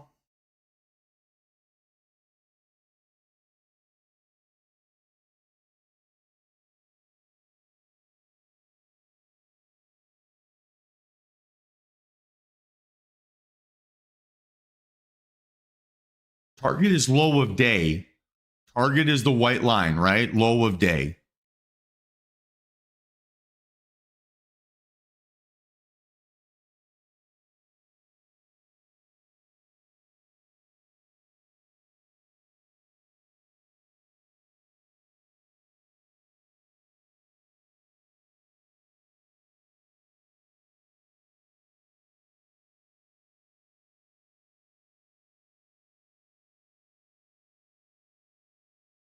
I didn't like that little retest. That's not a great feeling.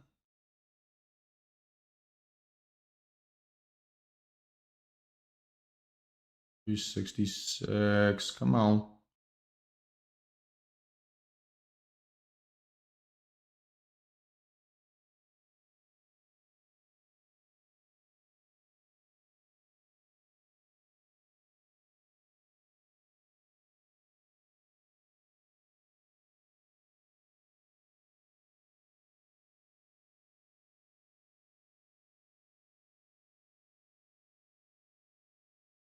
I'm stalling in the worst way.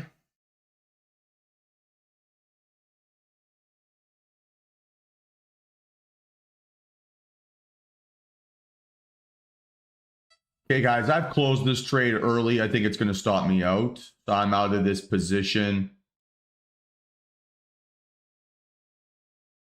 Exit price was $374.50.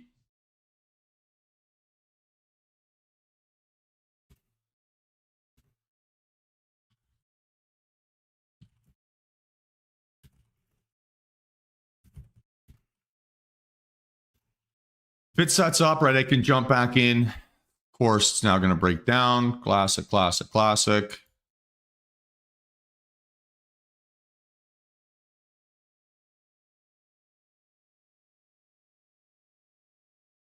But I'd rather take a small loss than a full loss.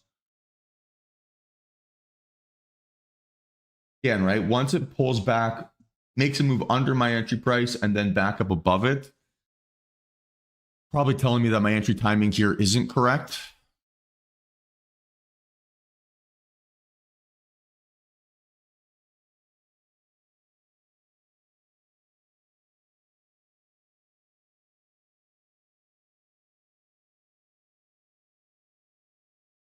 So I can try this again, right?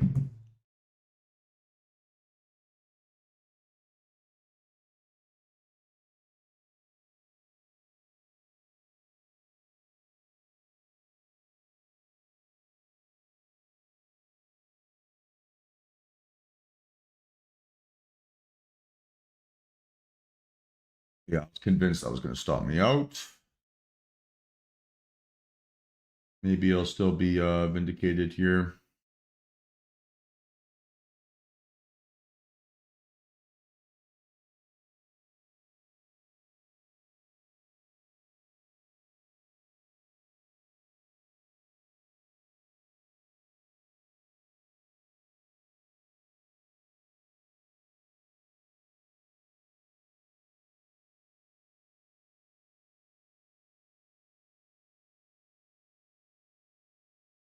So let's see.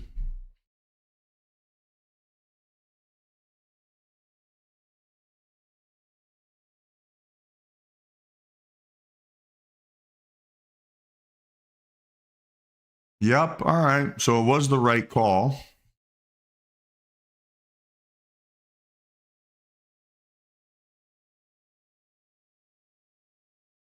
Now this might be where our entry is with the fake out.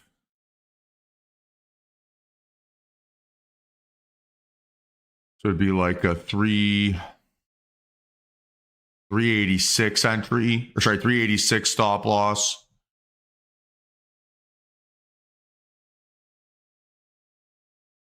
Now we've seen bulls fail here, right? Which is why it's interesting.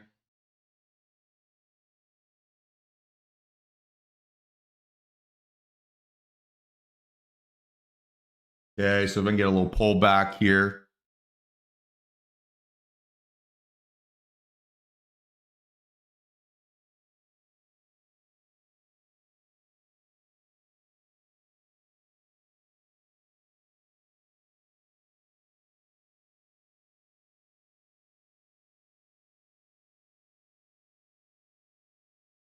Come on.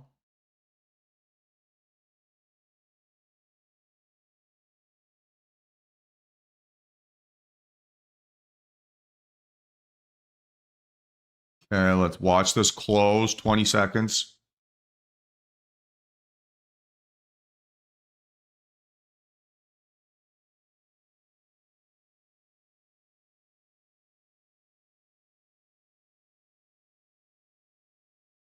5 seconds.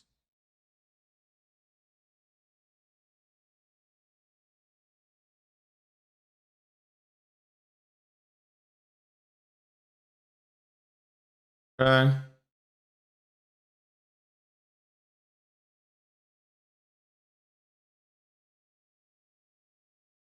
Okay, so I'm very interested in this here potentially still.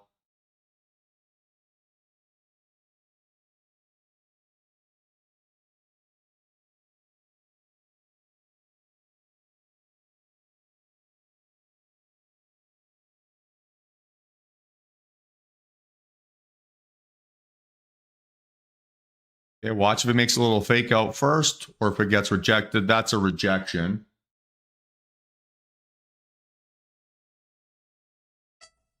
Okay, so I am in short. Average price 377, 3 contracts. 377, 3 contracts. Stop loss 86.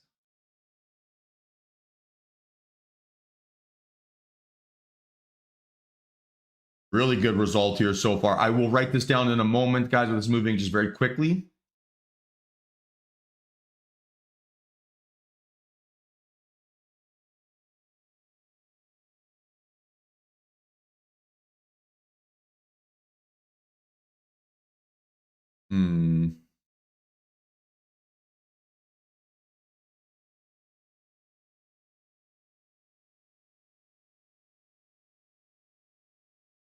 Oh, I should have taken my profit. I didn't do it.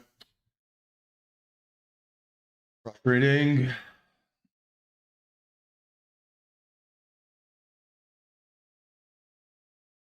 Get some shitty stop losses again here today. And I'm willing to try again on this fake out thesis.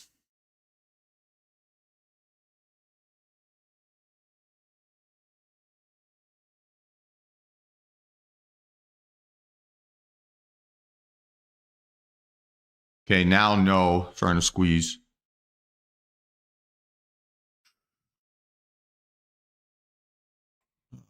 It's kind of annoying because I was nicely green on that position. I didn't take it.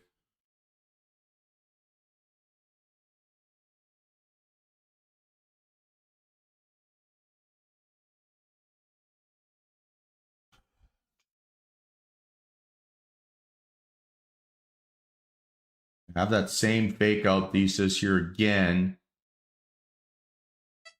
Yeah, I'm trying it again, guys. 381.50 entry. Stop loss here is 391.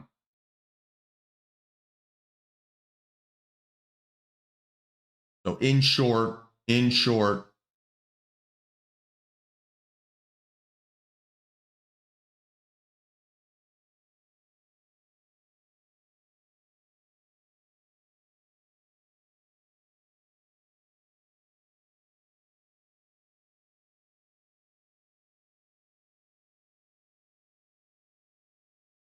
Again, just giving this a microsecond just to see how it behaves right at entry.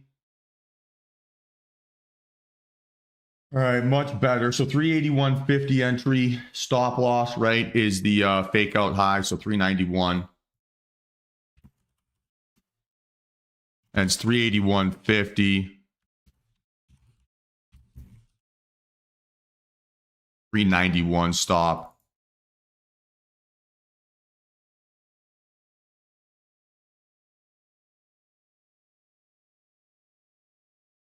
So let's see if this thing can keep breaking down. But so far, so good.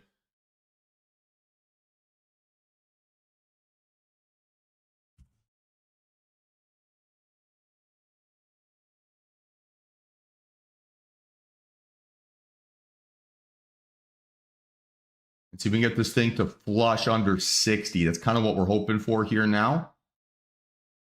Flush under 60.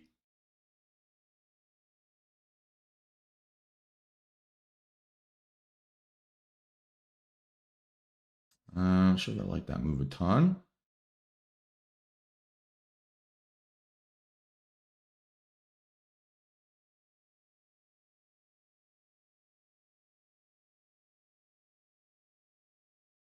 Okay, keep going, get under 60. There's $1,000. Let's see if this can keep flushing. There we go. Now get under 50.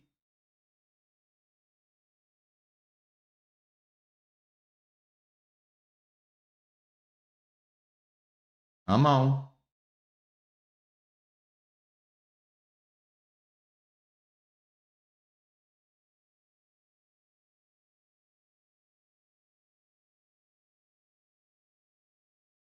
Break down, break down.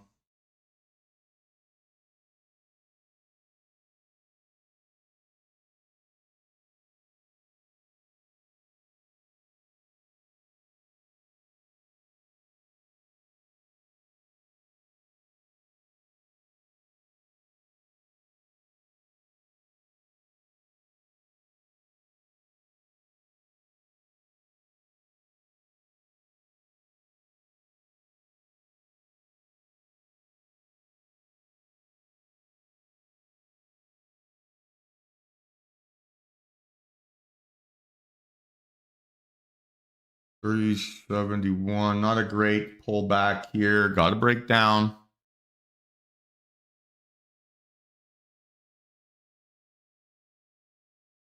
Not super confidence inspiring.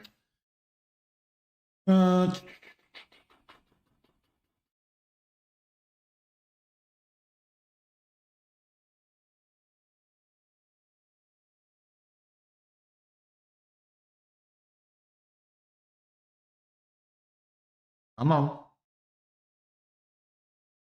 I'm going to give this every chance.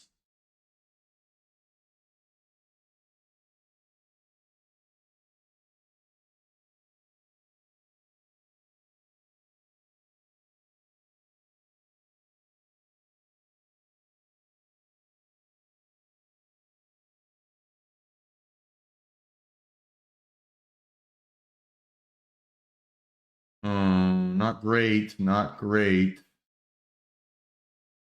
Come on. Come on.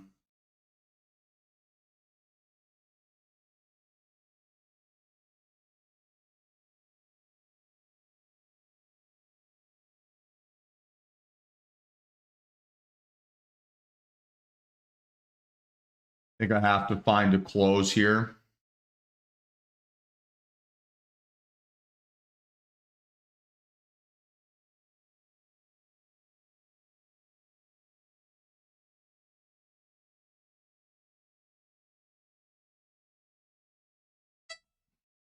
Damn it. So I did. Found a close. 5 points before this stop loss. It's so frustrating.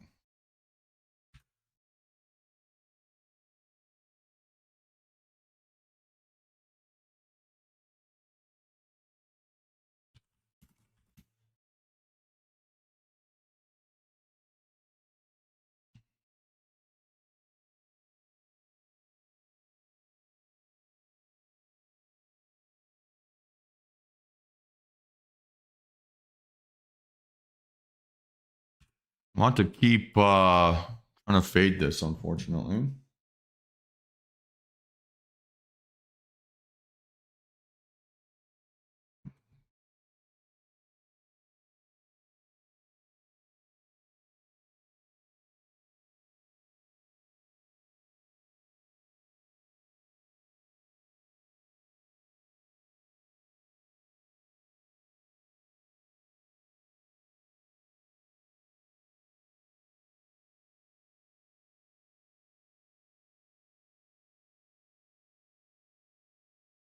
Feel a little bit like a crazy person wanting to do this. I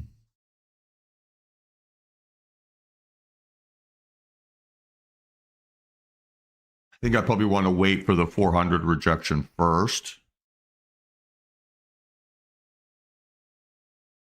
Or breakout, right? Potentially.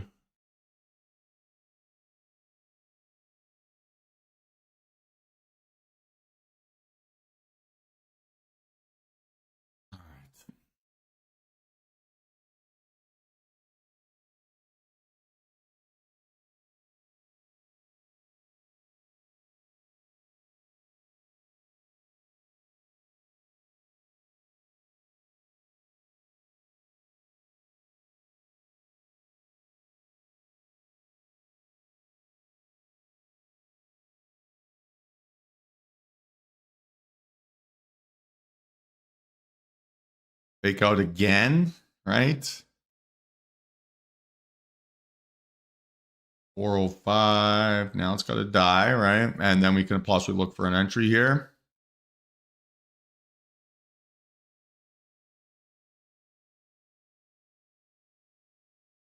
Too fast, way too fast. She's telling me to the upside. That reaction.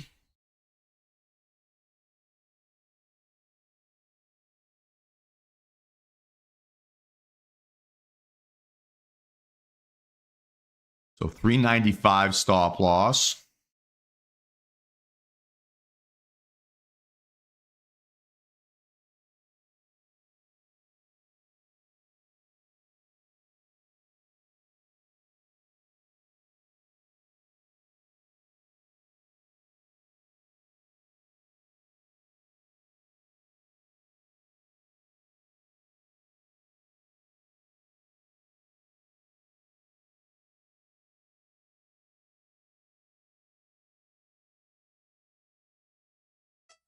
Okay, so I'm in 410.25, 410.25.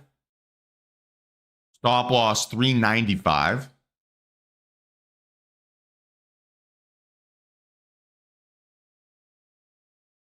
Bad entry.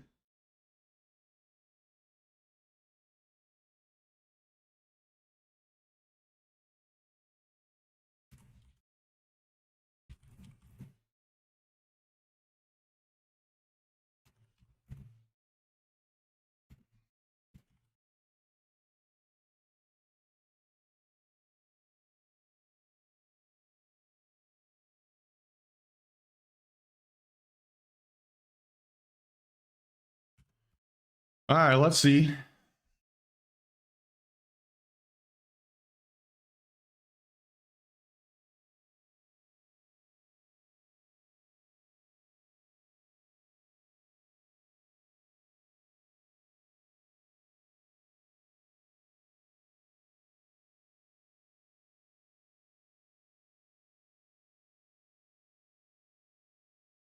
Been a little bit too greedy here this morning.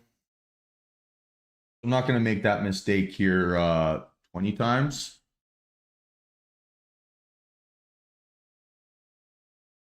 Well, a double top would be at high of day, Brooke. We're not quite at high of day. Our target is high of day.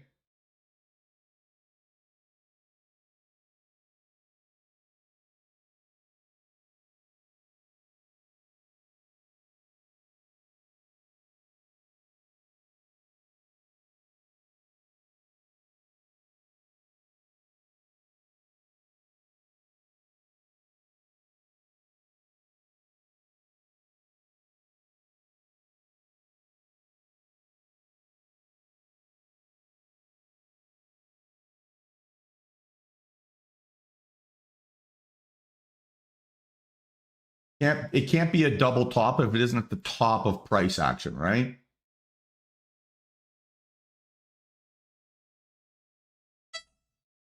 Whoa. Man, I'm getting flushed through on some big moves. Stop at 389 there.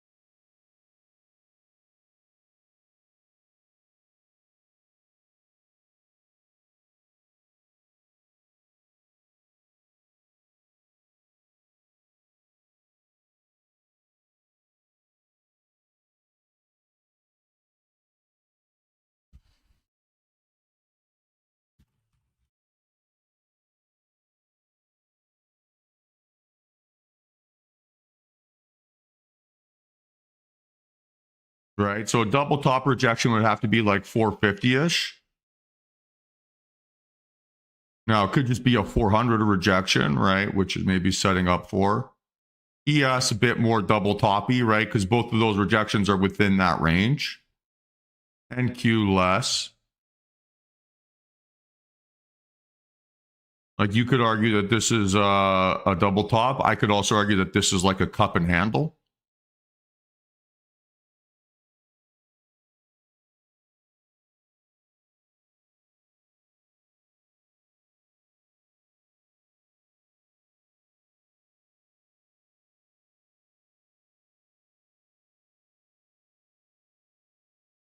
Kind of an ugly trading day though.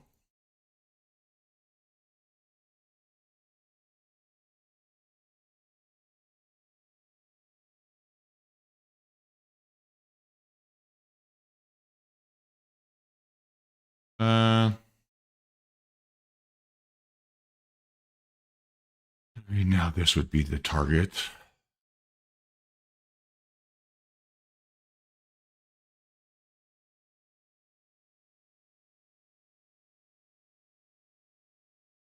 Okay, so watching here, short 388 would be the stop. 20 points, right? One contract. Ooh, very fast. Never mind.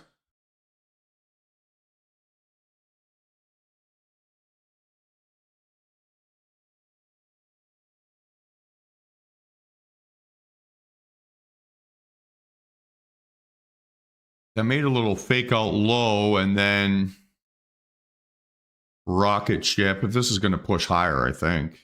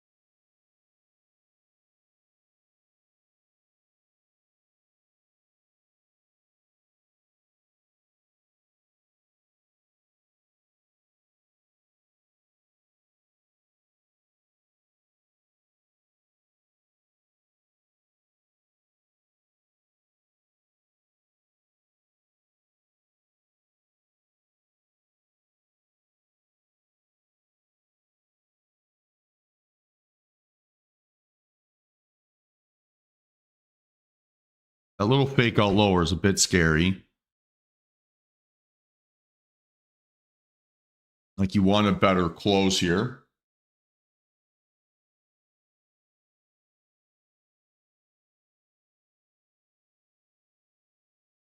Oh, that's freaking freezing.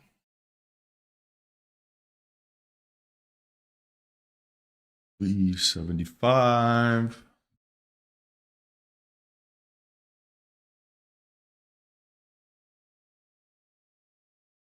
It's okay. Lower low, lower high still. Okay, we're looking at a 377 stop. This is kind of your reference price.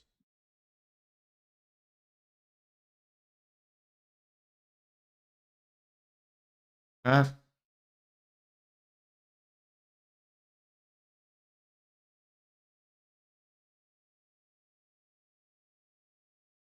little pullback, please.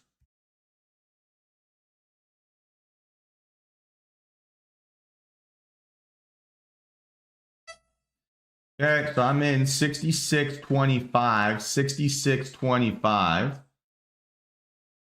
Short. Let's see if this thing can break down.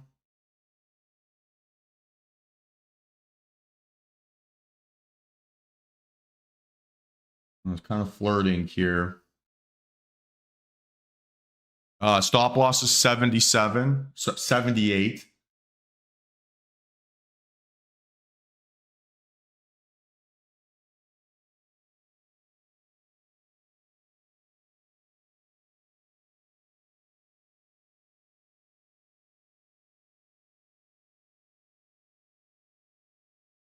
I have 3 contracts here. Sorry if I didn't mention that. I have 3 contracts. Kind of debating just closing here.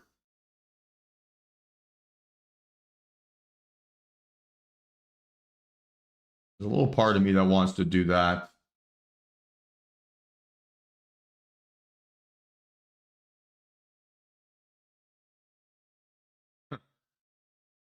We should have listened.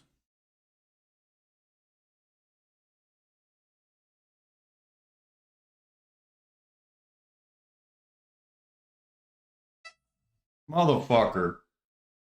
How does it just... It didn't even touch there. That's crazy. I'm getting some brutal phantom stop losses.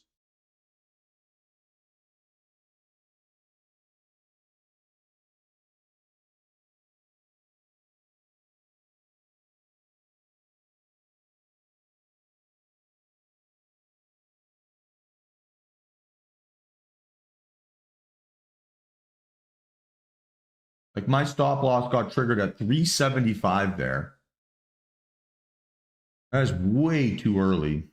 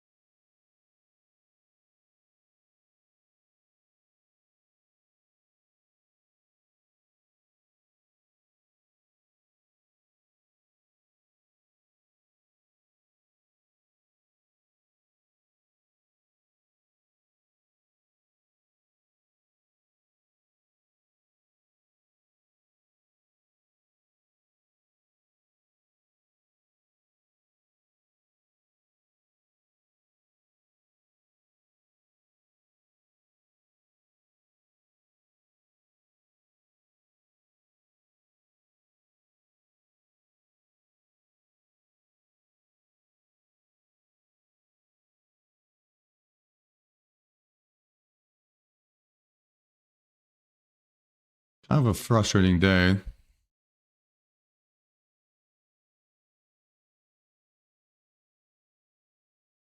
Nice work, Mike.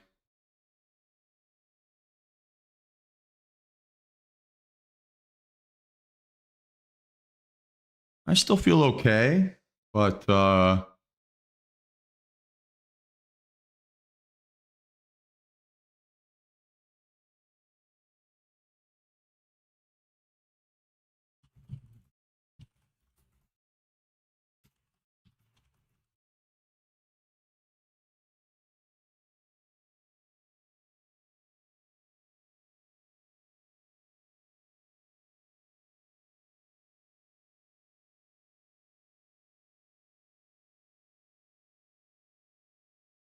very choppy, bouncy. One candle up, one candle down. Just gonna have to be a scalping effort.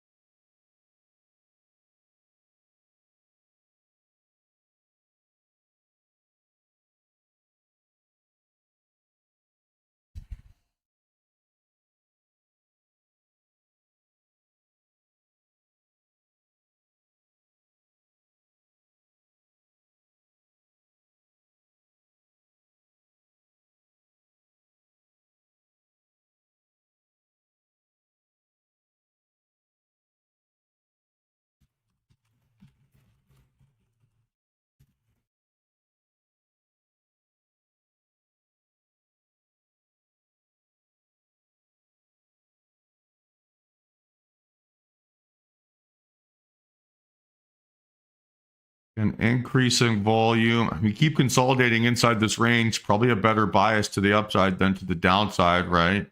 How many failed attempts lower is it now? Quite a few. Technically increasing volume.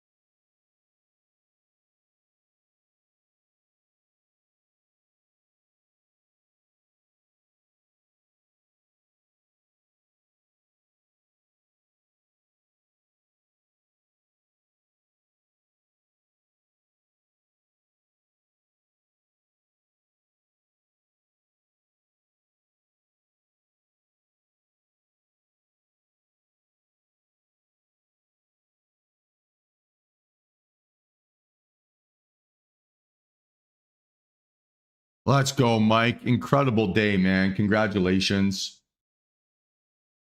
Fantastic work.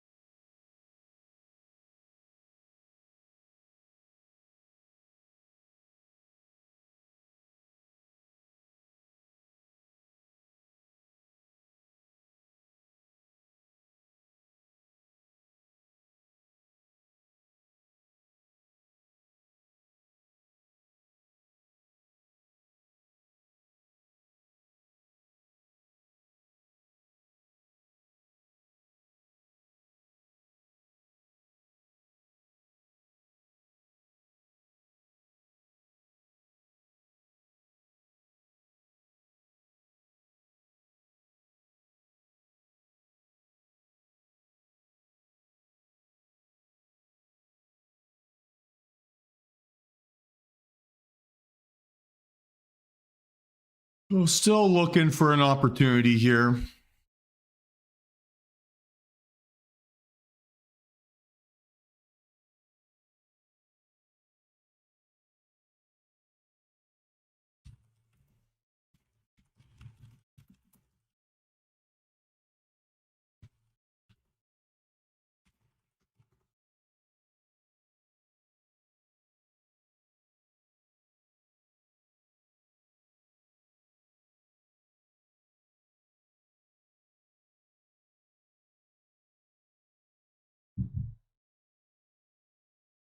Kind of a part of me that wants to potentially play this 400 breakout. Keeps coiling here, right? Keeps coiling. That's why. Not a banner day here yet.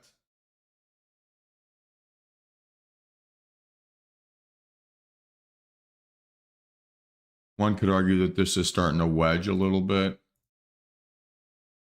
I like that.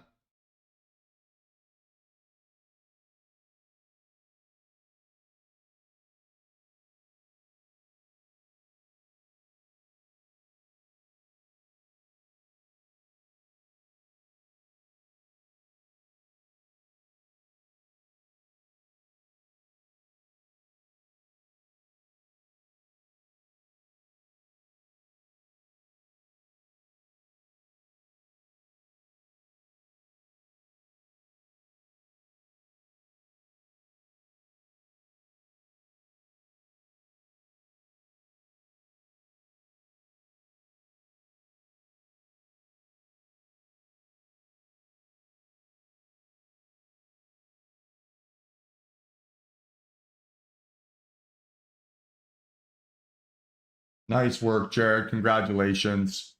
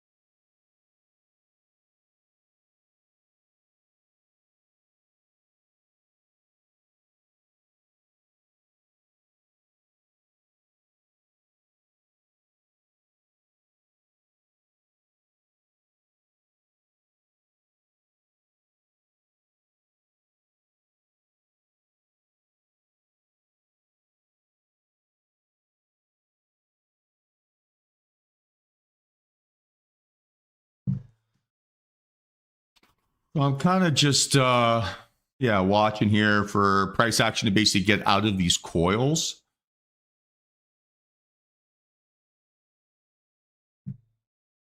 So let's wait. We got a few minutes here, no rush.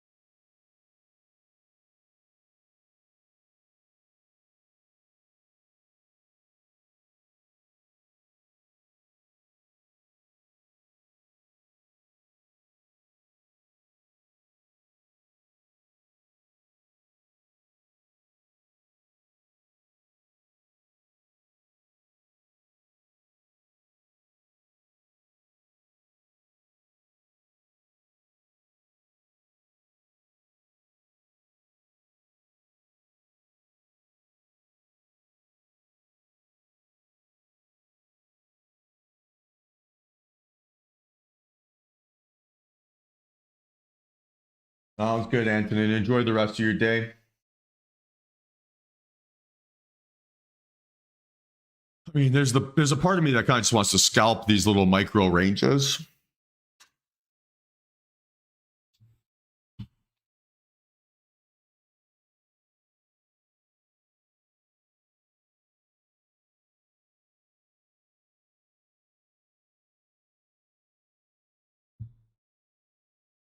At least until I get a breakout over 400.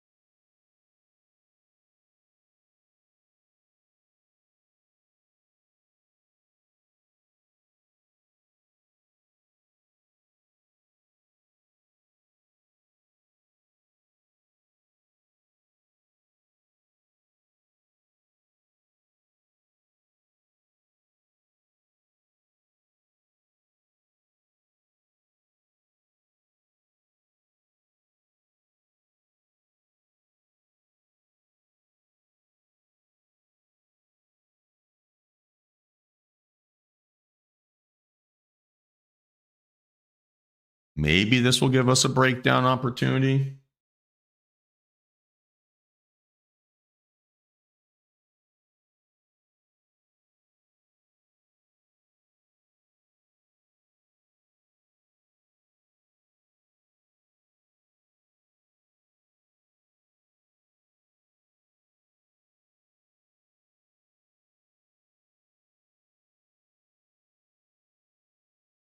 Has a chance.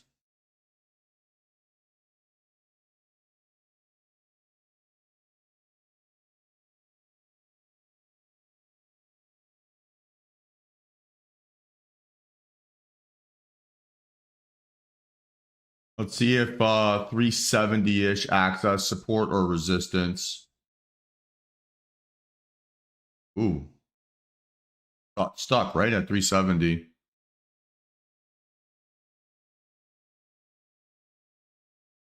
See if another crack at it can get through. Otherwise, you're starting to look right for that breakdown opportunity.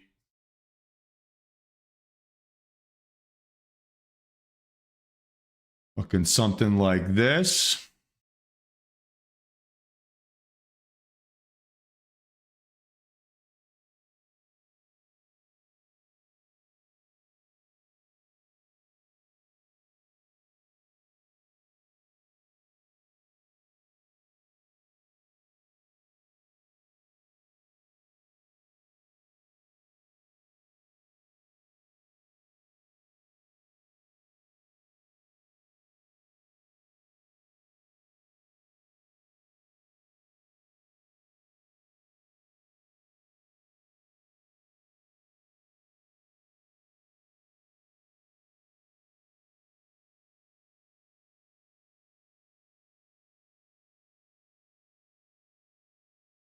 So there's our first little fake out lower. Let's see.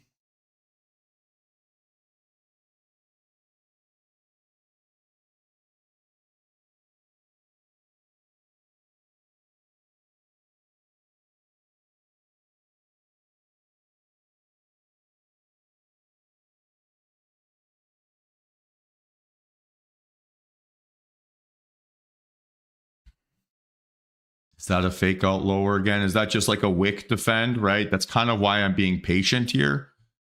Because if I'm looking under that blue line, right, to say the bottom of the yellow line, we've pretty much only seen dip buyers defend this area.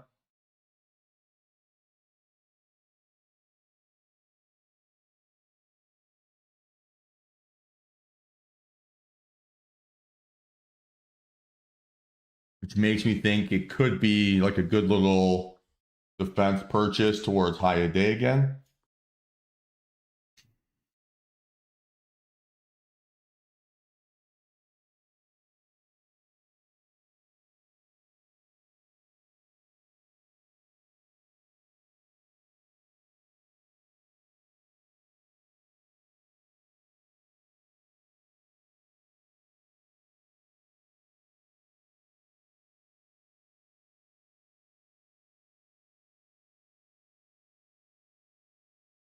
I'm kind of willing to potentially play that reversal thesis. Maybe a little bit too much.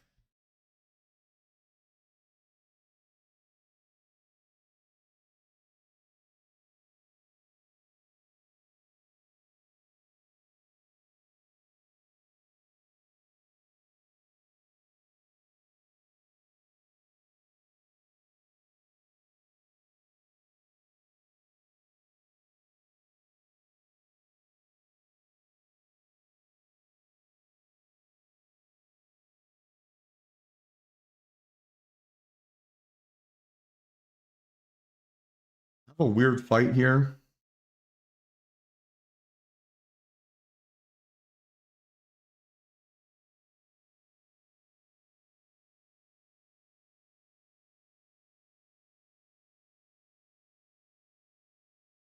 Like, this is kind of interesting to me. Just pure range bound trading.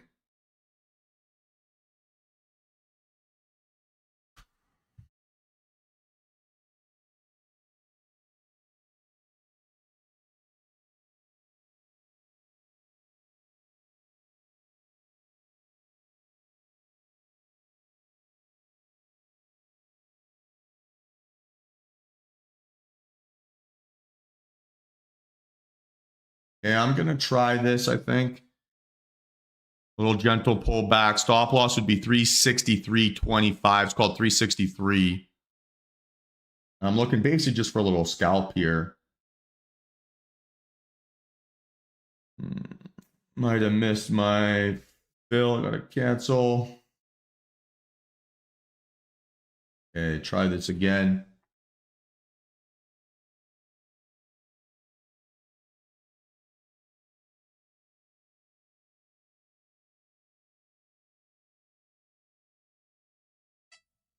Okay. So I'm in 376.50, 376.50. Stop loss 363.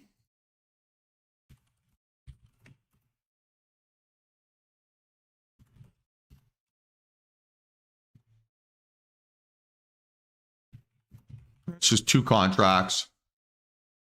We'll call this a scalp.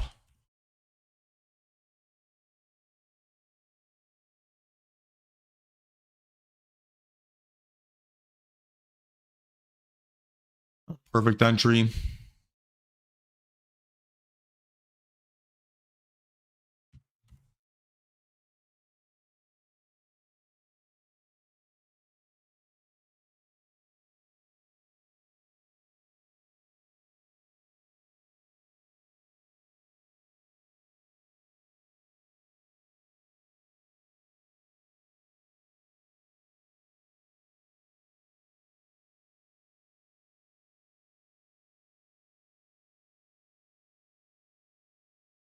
This has to be the spot where it bounces. Has to be, has to be, has to be.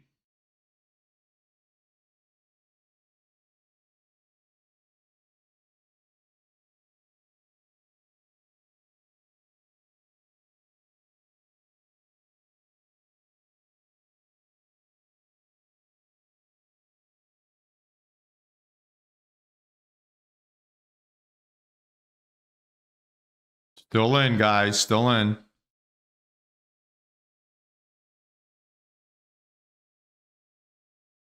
Maybe not for much longer here.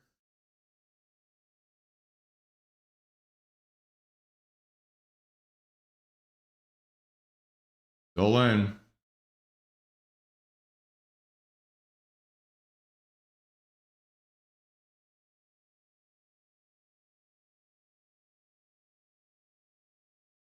Okay, it's got to push here now. It's got to push here now. A little retest would not be good, so it's got to start running.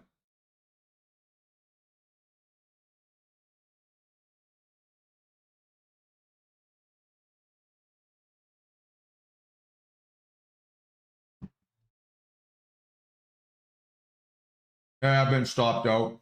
I've been stopped out.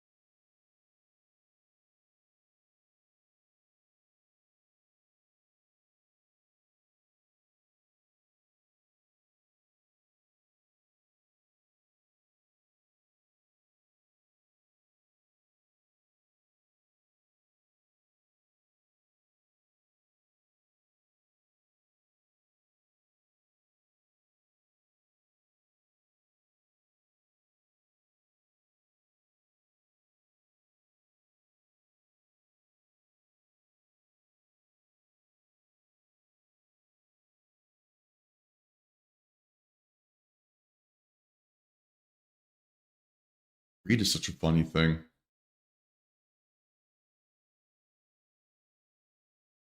Okay, so maybe now we have the opportunity for the little trend line break.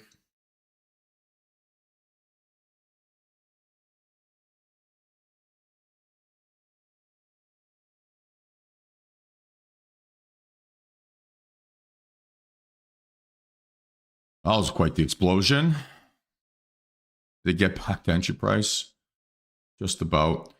So here we'd be looking now for the potentially. Can't unsee those wicks. That's kind of half my problem here.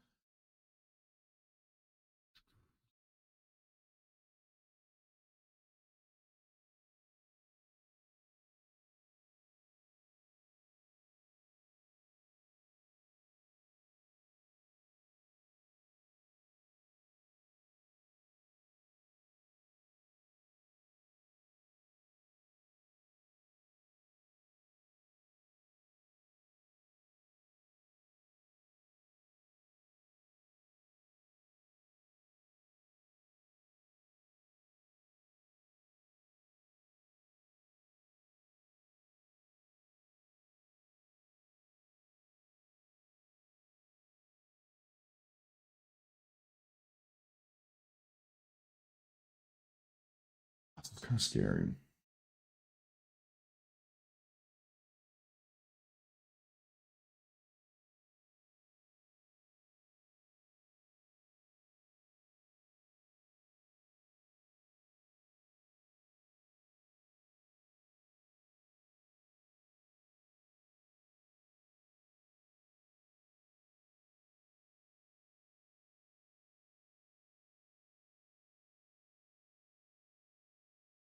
Yeah, a little bit, eh, Brooke? A little bit. Kind of one trade up, one trade down, one trade up, one trade down.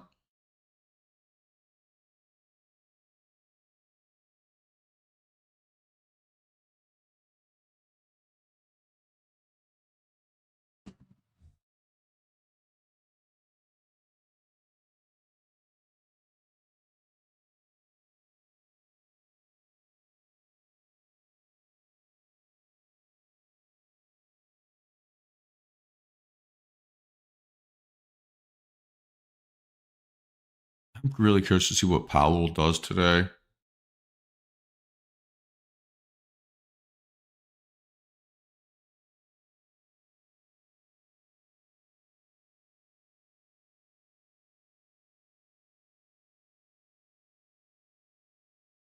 Weird.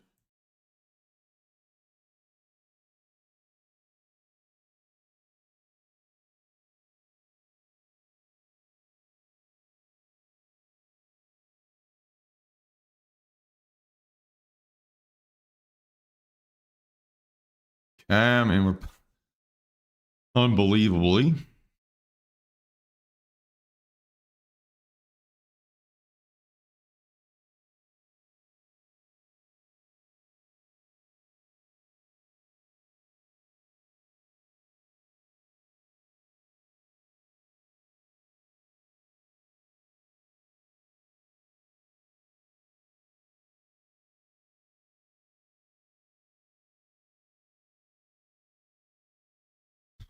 All right, so I'm watching this. 372 would be the stop loss.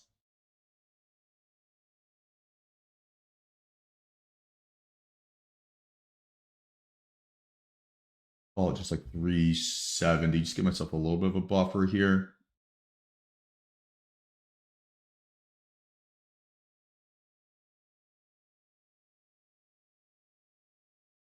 Let's see. So now it'd be 369.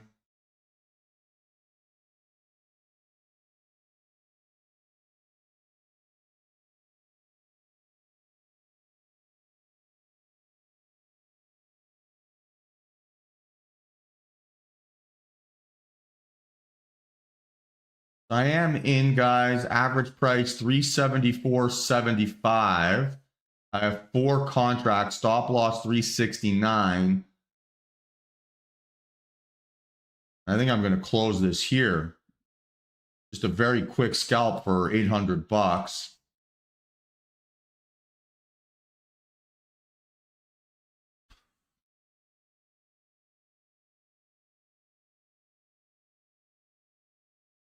Quick.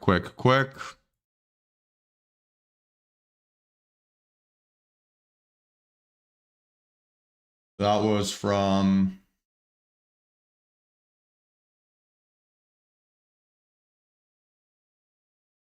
$374.75 to $383.75 with 4 contracts. Very quick little rip.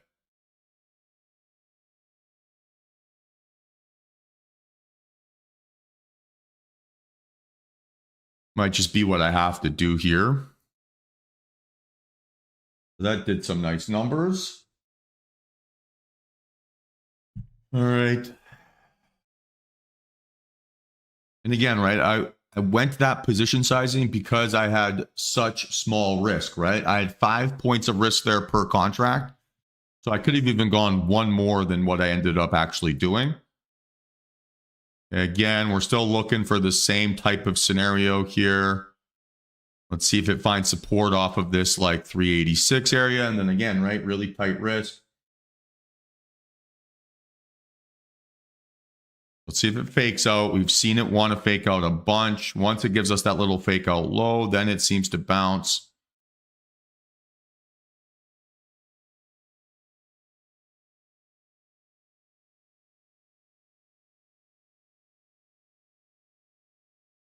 Can't keep pushing back too much more here. Okay.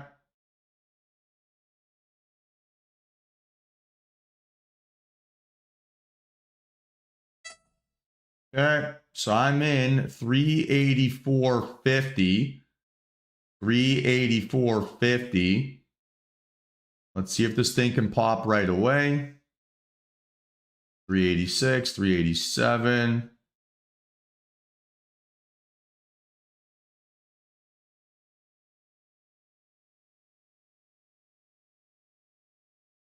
Okay, fantastic. There's 600.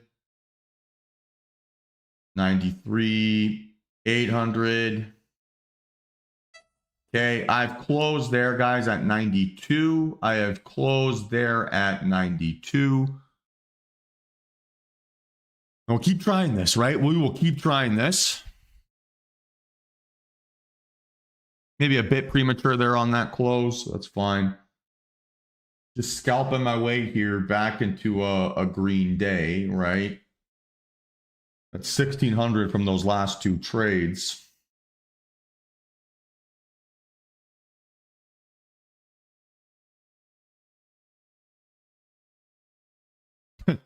Should have definitely held on. This would have been a monster now.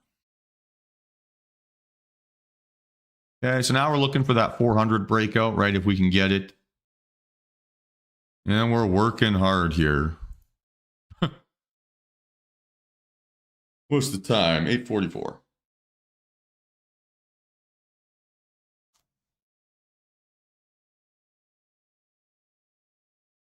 I'm within striking distance here. And I feel pretty chill from a mental capital perspective. Feel pretty reasonable. I'm kind of annoyed with myself with my greed. I've been a little bit too greedy here today on those initial trades. So it's made today more challenging than it needed to have been. Should be mega green, not like scratch green. That's a little bit dumb. But okay, still in business here.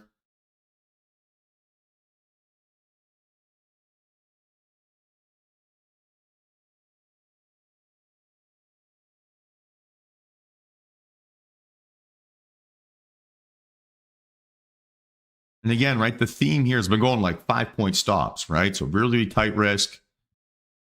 Either it's green right away or I'm out right away pretty much. The trades that are giving me like half a move and then pulling me back, those are the ones that are hurting me a little bit. Okay.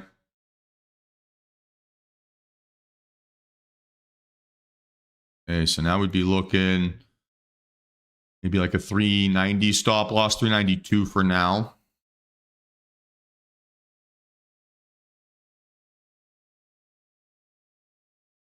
Okay.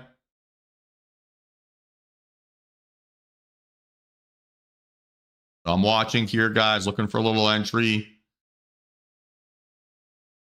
Come on, give me a little pullback.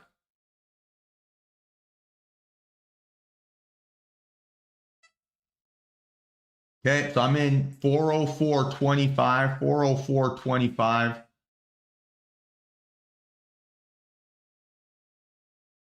And stop loss is 392. Okay, and there's another 500 bucks. So this is going nicely again. All right, I have closed at 406.50. Maybe the panic close, but I'm just merely making sure I'm walking away green here.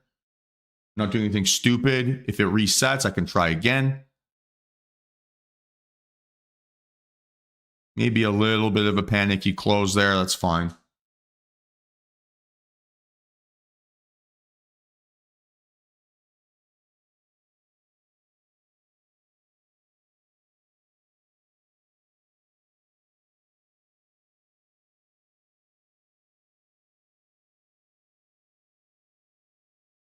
So we're going to have another chance here at this. Shame I closed. Shame I closed. All right.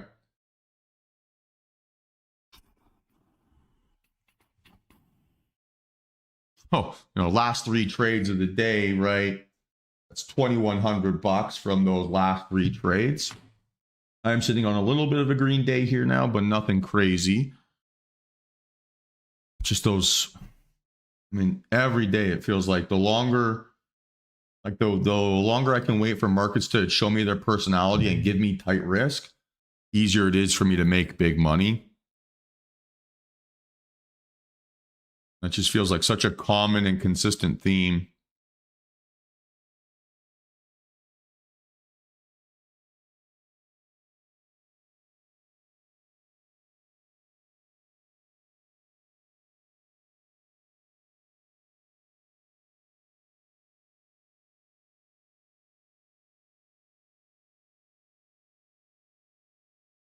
Okay, so we're still looking at that 392, but we basically want to see this reaction around 400 before we look to pull back.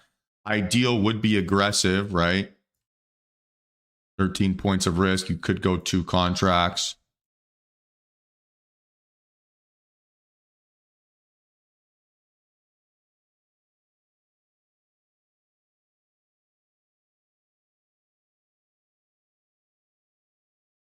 Who's with me here still? How's everyone feeling?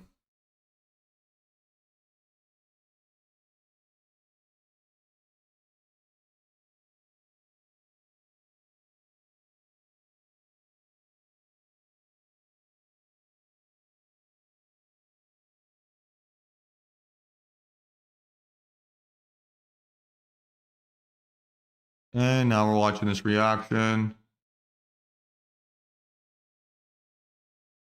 Okay.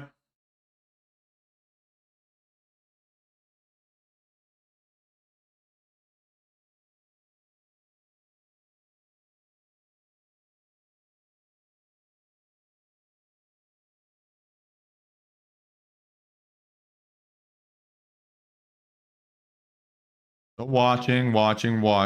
Good bounce off of 400, right? Good bounce off of 400. I'm looking for an entry here, team. Looking for an entry.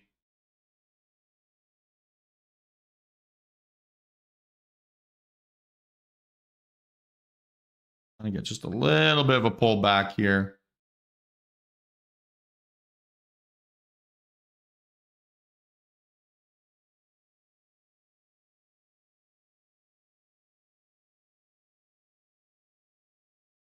Kind of a creeping pullback.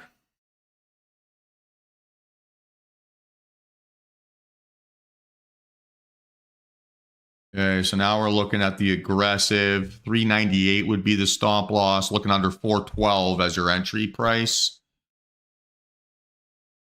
Oh, shame I just missed.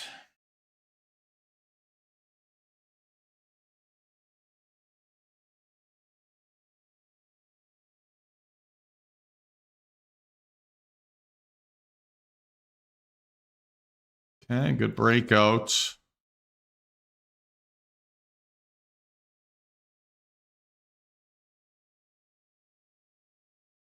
Okay, so watching here, right? Watching here.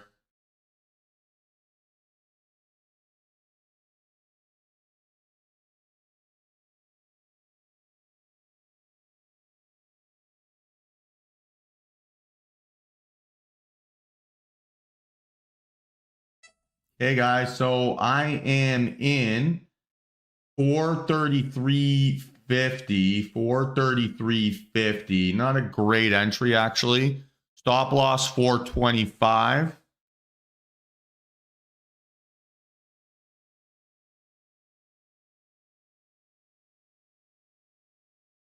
Still in.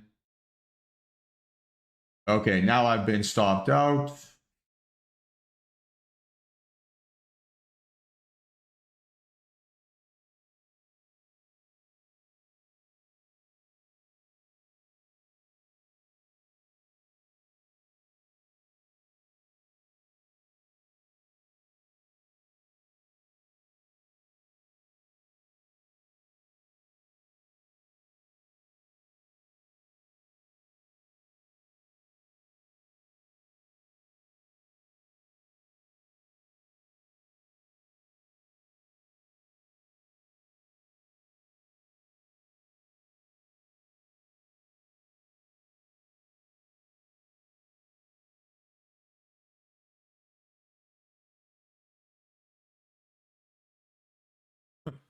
All right, so potentially try this again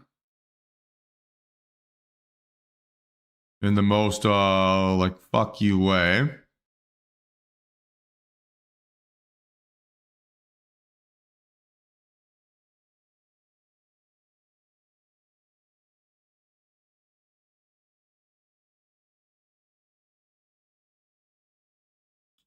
That's mean. That's so mean. Uh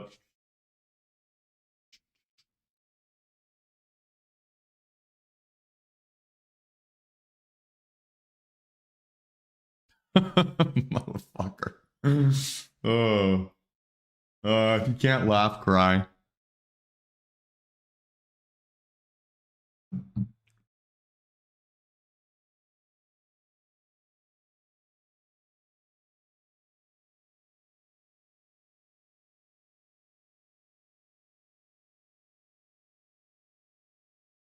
Eh.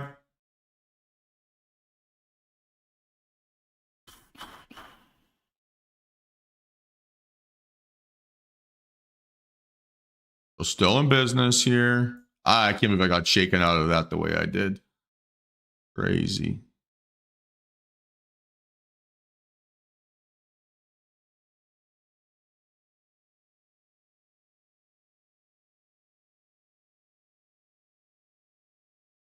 It'd be like a 434 stop loss.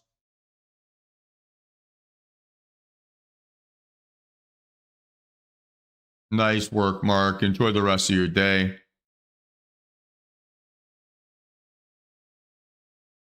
I don't want to see it. Give me a little fake out low first.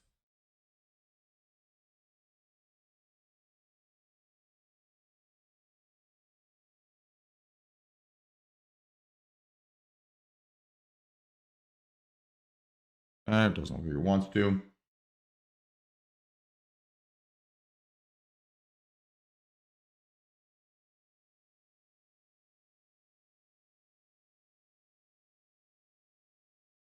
Hey guys, I'm in long 439.50, 439.50, stop loss 434, 4 contracts.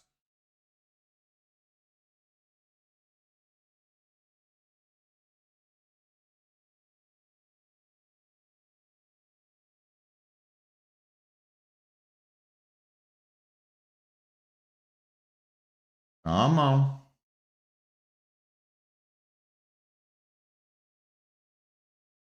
Okay, didn't like how that was behaving. I'm out at 441. I'm out at 441. I think I can get a better price.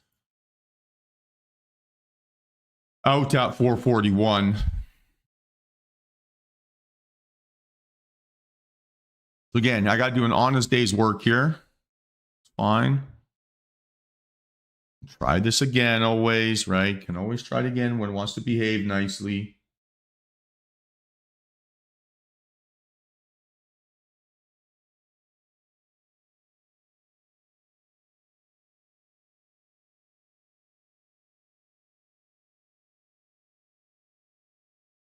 Yeah, we've talked about that already, Mark. I won't address that right now because I got to focus on this, but yeah.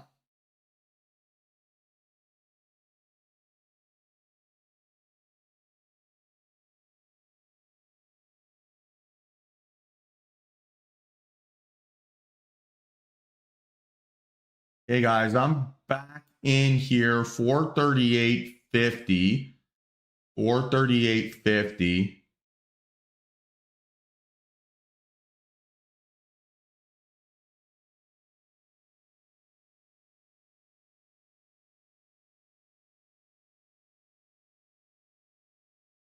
Let's see if we can bounce.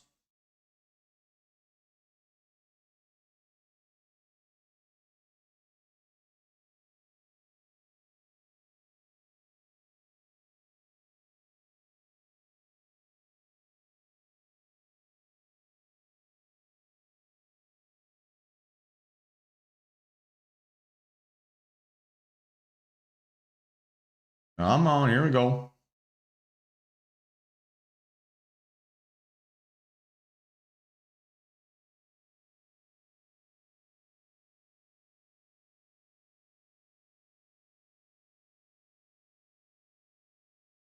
Gotta give me that pop here. Gotta give me that pop.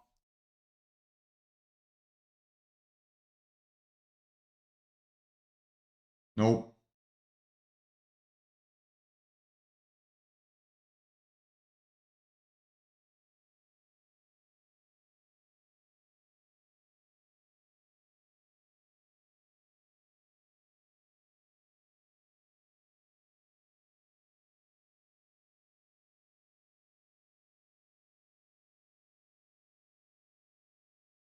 Come on.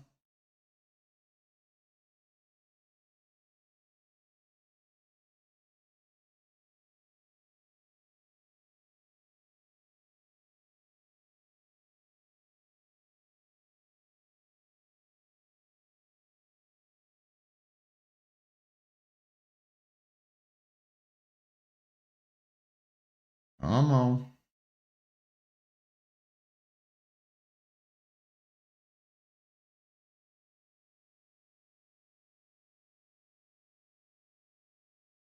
All right, let's see if we can get lucky here.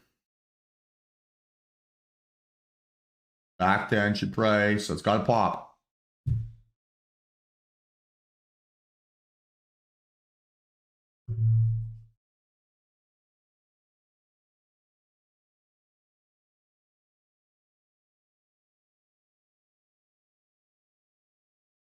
Come on. I wanna fly like an eagle.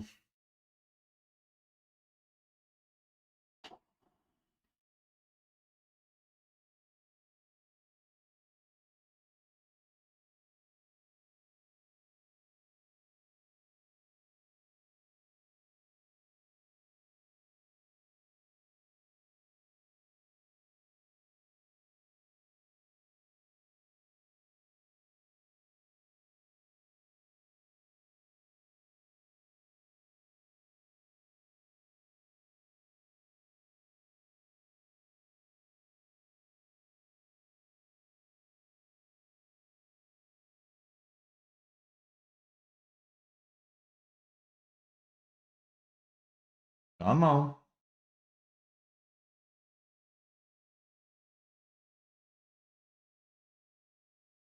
You gotta be very careful here.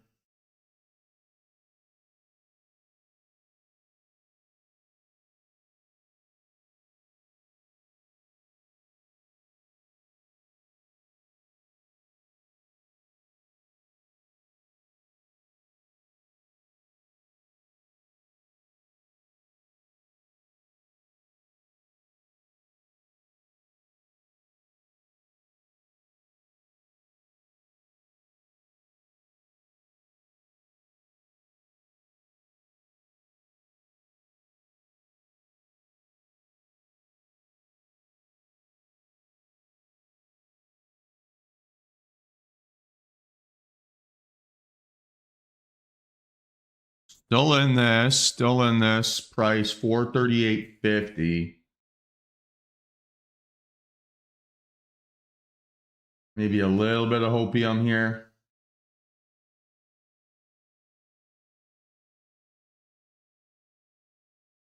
Come on. Pop, pop, pop, pop, pop.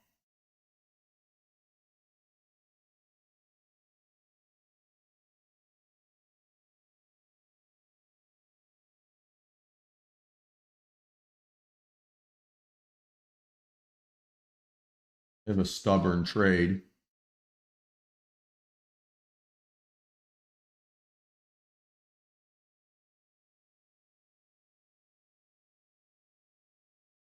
Okay, back up above entry price. Let's go.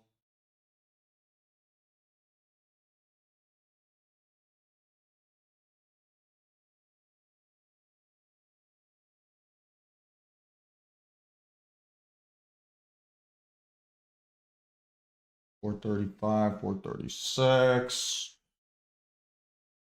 Ooh.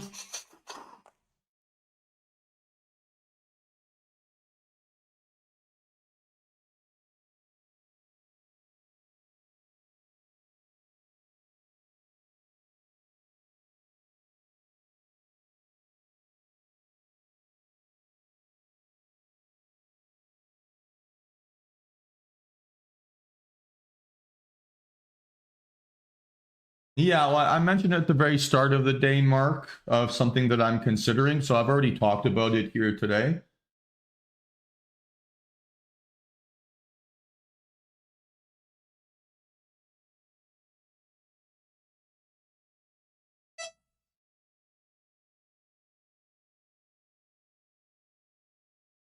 That was my exit order being filled, by the way. Delayed reaction for some reason.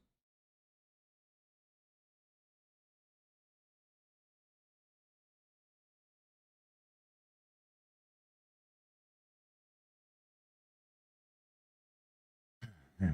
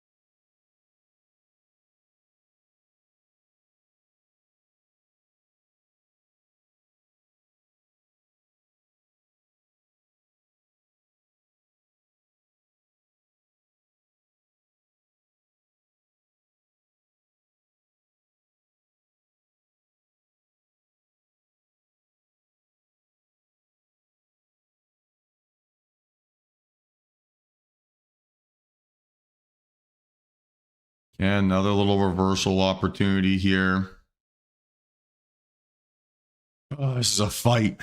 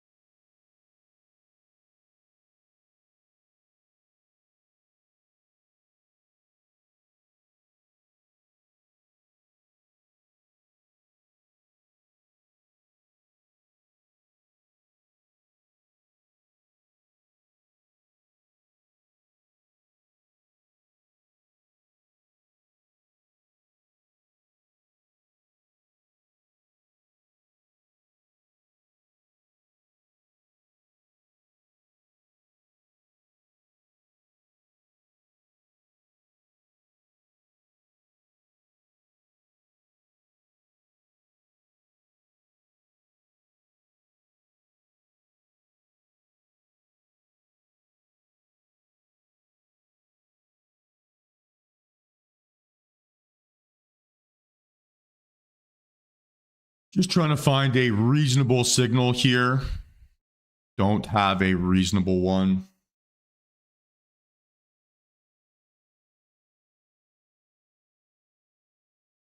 Trying to do a bit of scalping has got me back in not a bad spot.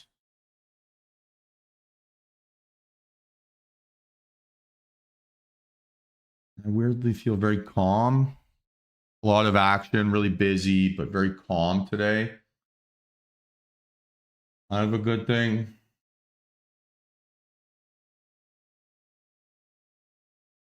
And again, these little scalps are stacking up fast.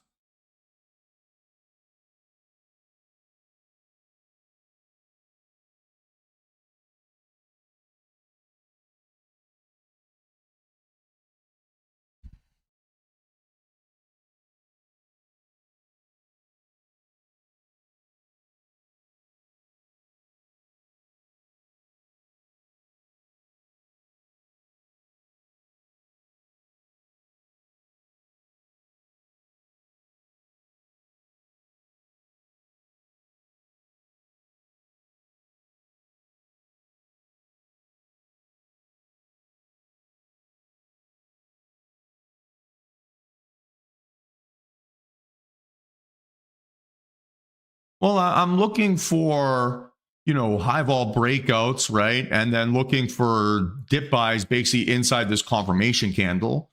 So this is my setup trigger, right? And my confirmation. I'm still looking for a continuation of that thesis. I'm just taking basically profit the first time I see it, right? So it's still the same setup triggers. It's still the same confirmation standards. It's just that I'm not hoping out hope for like this monster win. I'm just taking money, right?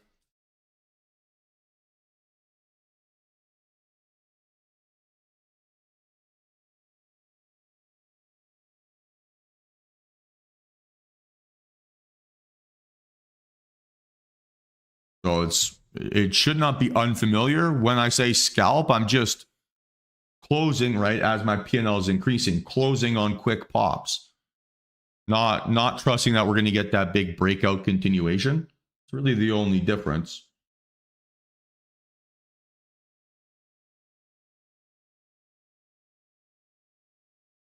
Does that make sense? Like this setup is still valid, right? We've done nothing to invalidate this. It just hasn't necessarily moved. But I can still take advantage of this bullish momentum in there, right? So I'm not doing anything different or unique. I'm just telling myself, hey, scalp, scalp, scalp, scalp, scalp, so that I'm not greedy, right? Hoping out for like some $25,000 win. I'm just trading the price action in front of me and willing to trade the same move 5 times instead of needing to trade it once.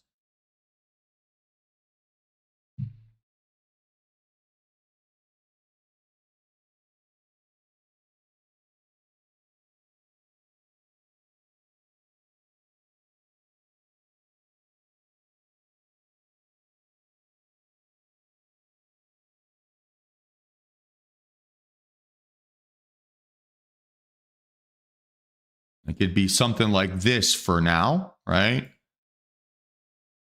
It's kind of what I'd be looking for. And again, so we get a really tight risk, maybe a little fake out. 7 points, right? I can go pretty aggressive on my sizing. Sweet. So now I'm in 429.25. 429.25. I actually screwed up my position sizing, so I'm going to close this. Try again.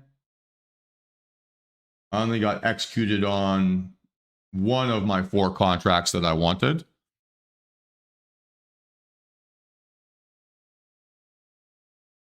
Okay, so potentially I have another chance here.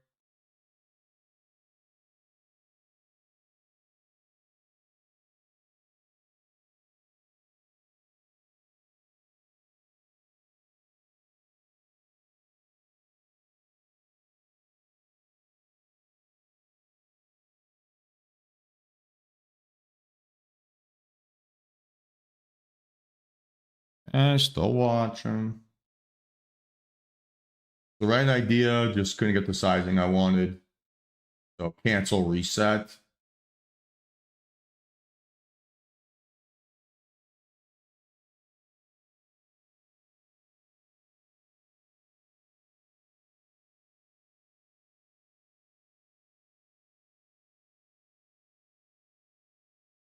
Okay, so again, back to watching here.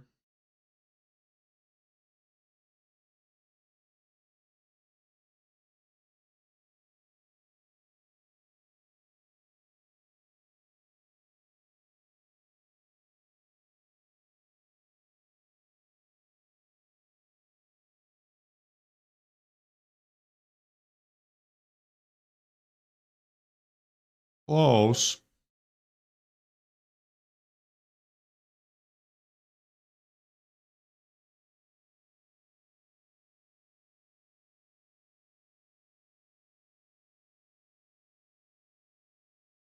Okay, I'm back in 3 or 430.50, 430.50.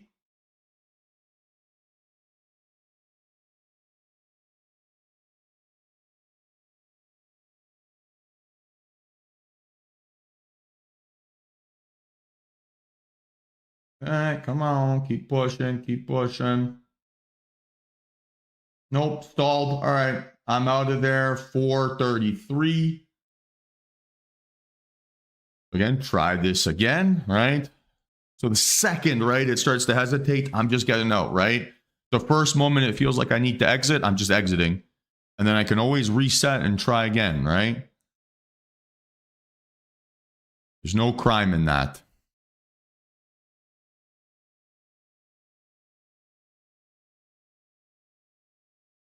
So quick $200, right? And just stacking them up. Stack them and rack them. 9:15. I got a little bit of time left here still, so still watching.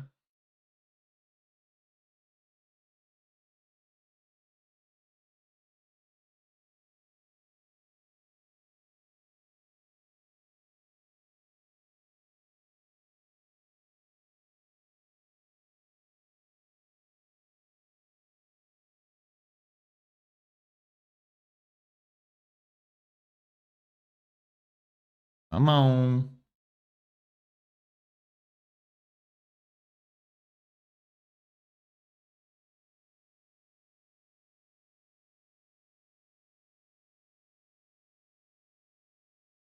Okay, missed my fill. Cancel. Try again.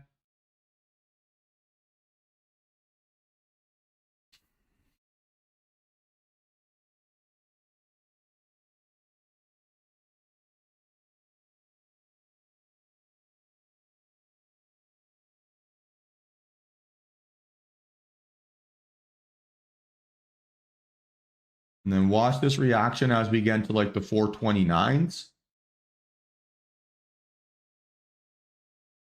All right, do we see a little bounce here or does it sell?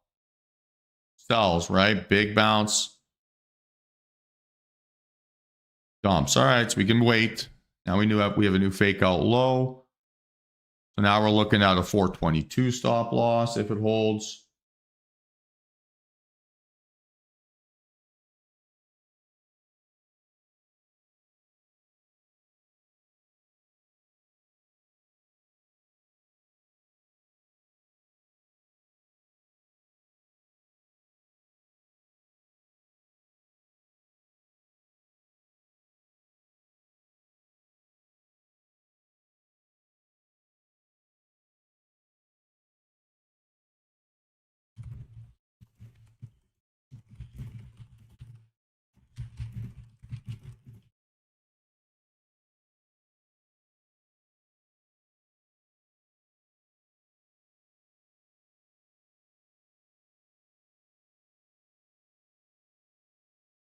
Okay, still watching here.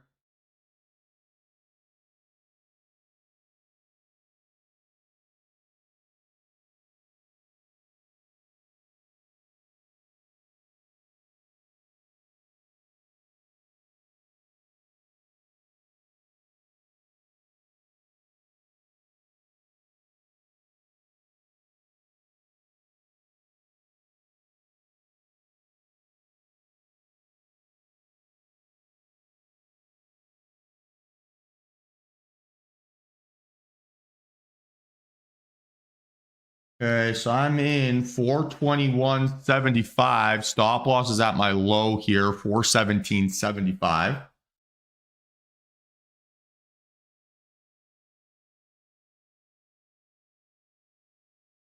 Again, I'm out. Closed at 425. Again, I will potentially try this again.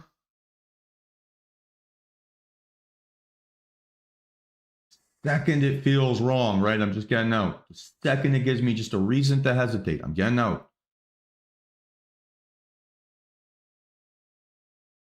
Okay, right. So now this would be 12 points of risk, right? So it'd be two contracts. Can it go the same sizing? Maybe a bit too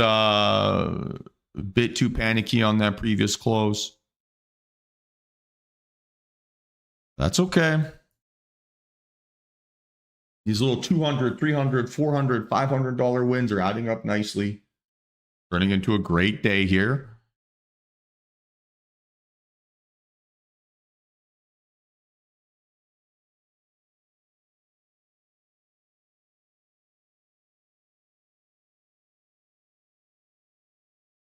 Okay.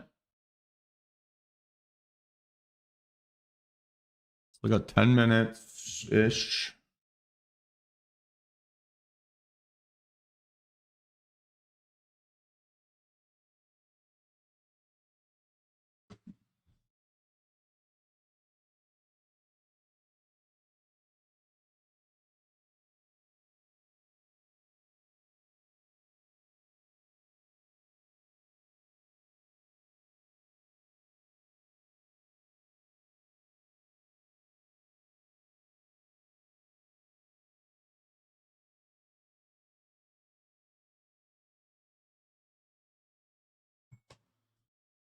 Okay, so still interested here. Can keep scalping away, right? Could keep scalping away.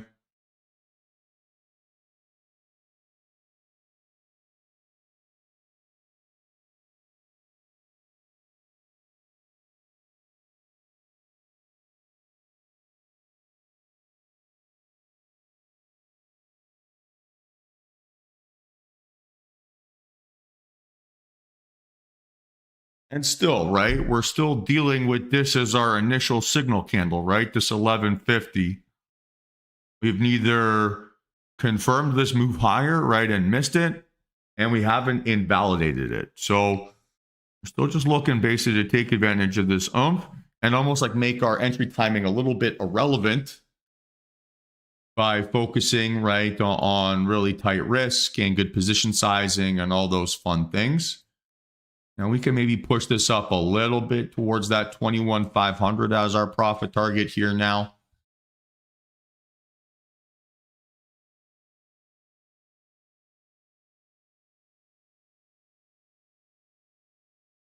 Okay, and you'd be looking at a 427.50 stop loss.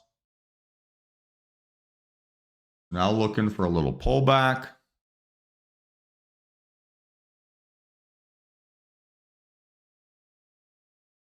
Okay, sweet. And I'm in 437.50, 437.50.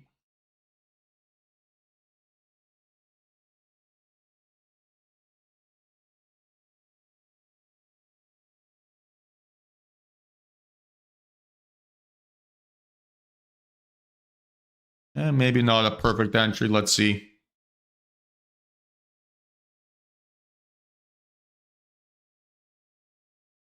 $437.50, right? $437.50.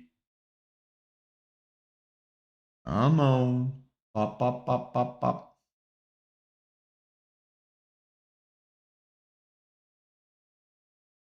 Come on, spread. So here it goes. Let's see if we can continue pushing.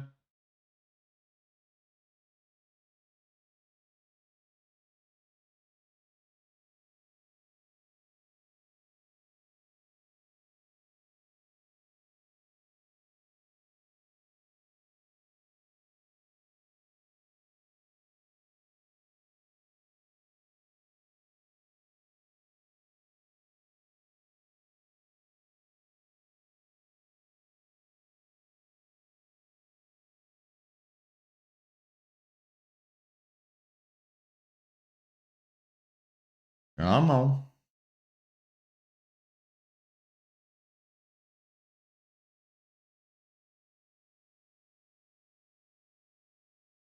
Okay, keep pushing, keep pushing, keep pushing.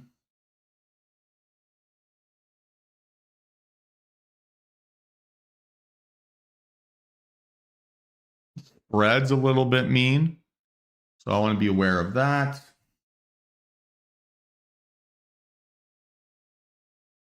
Okay, give me a little pop here. Give me a little pop. Otherwise, gotta get out.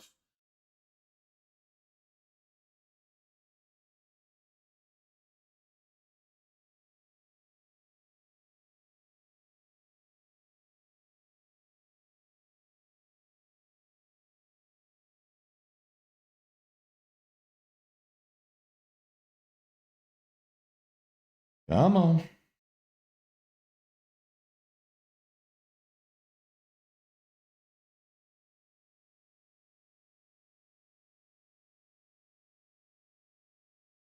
Okay, come on. Push, push, push.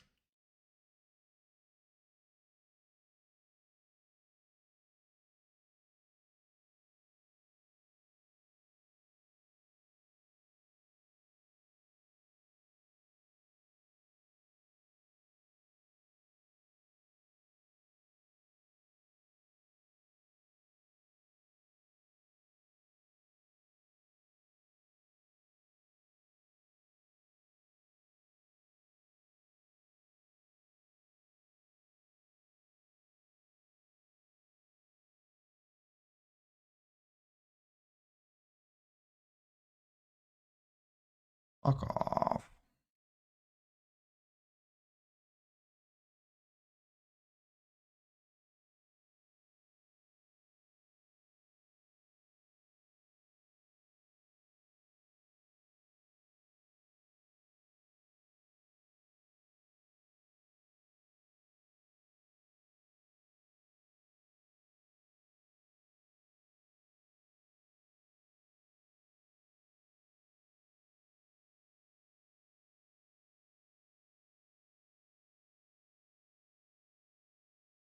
Okay, last chance saloon here.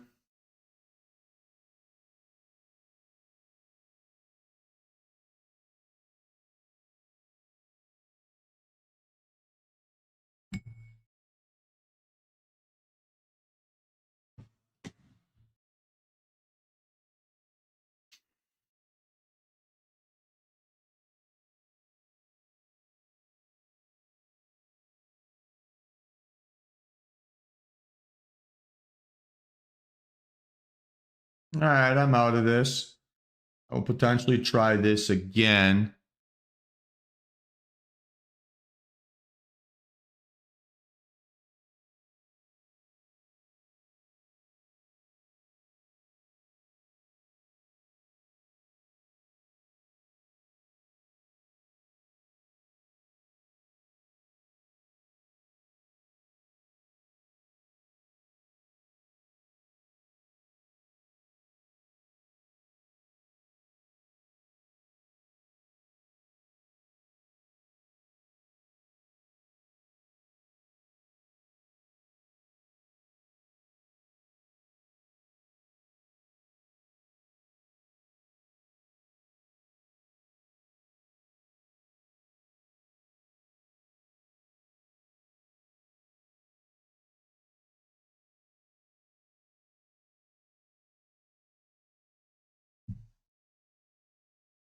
Hmm.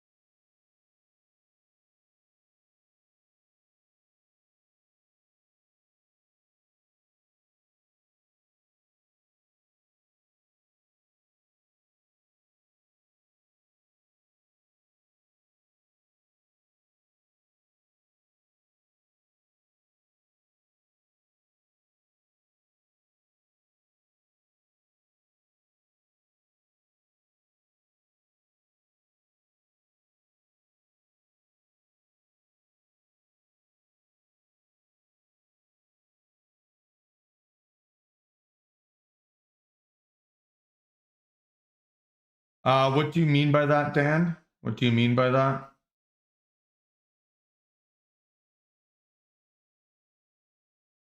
Not sure if I understand your statement.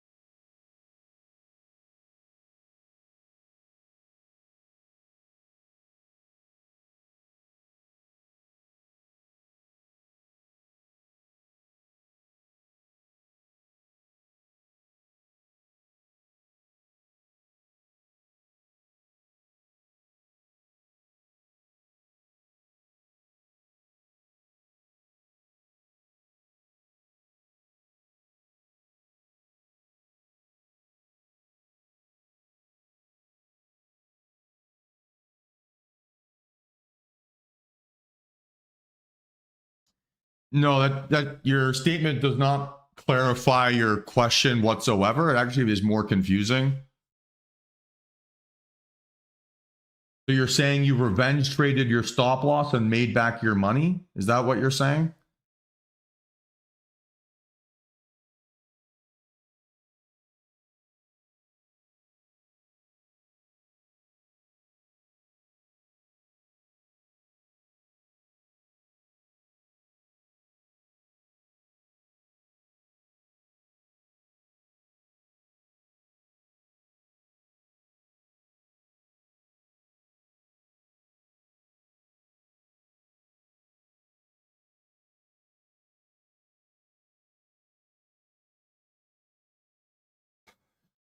I have no clue what you're getting at, Dan.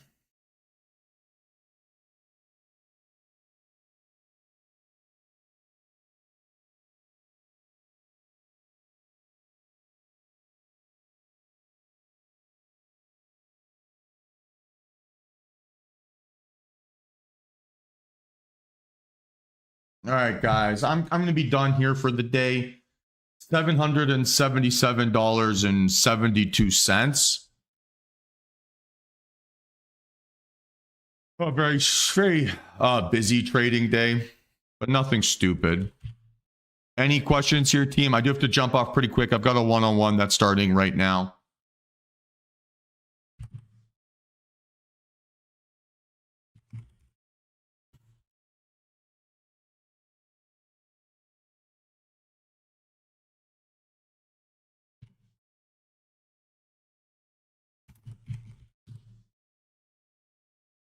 All right, team, final call for questions here. Final call for questions. Just about past that 9th account.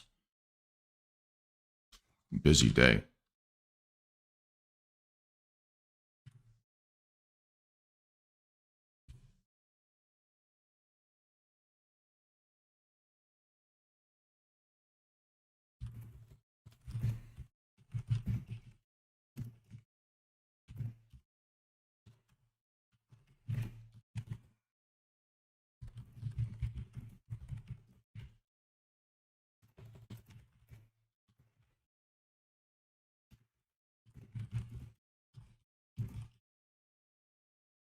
Final call for questions.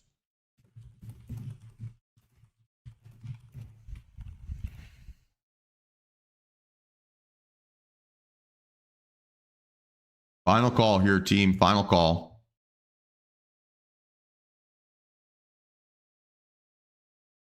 All right. If you have no further questions, then same deal like always, right? Please feel free to hit me up outside of market hours. I'll do my best to get back to you as soon as I can.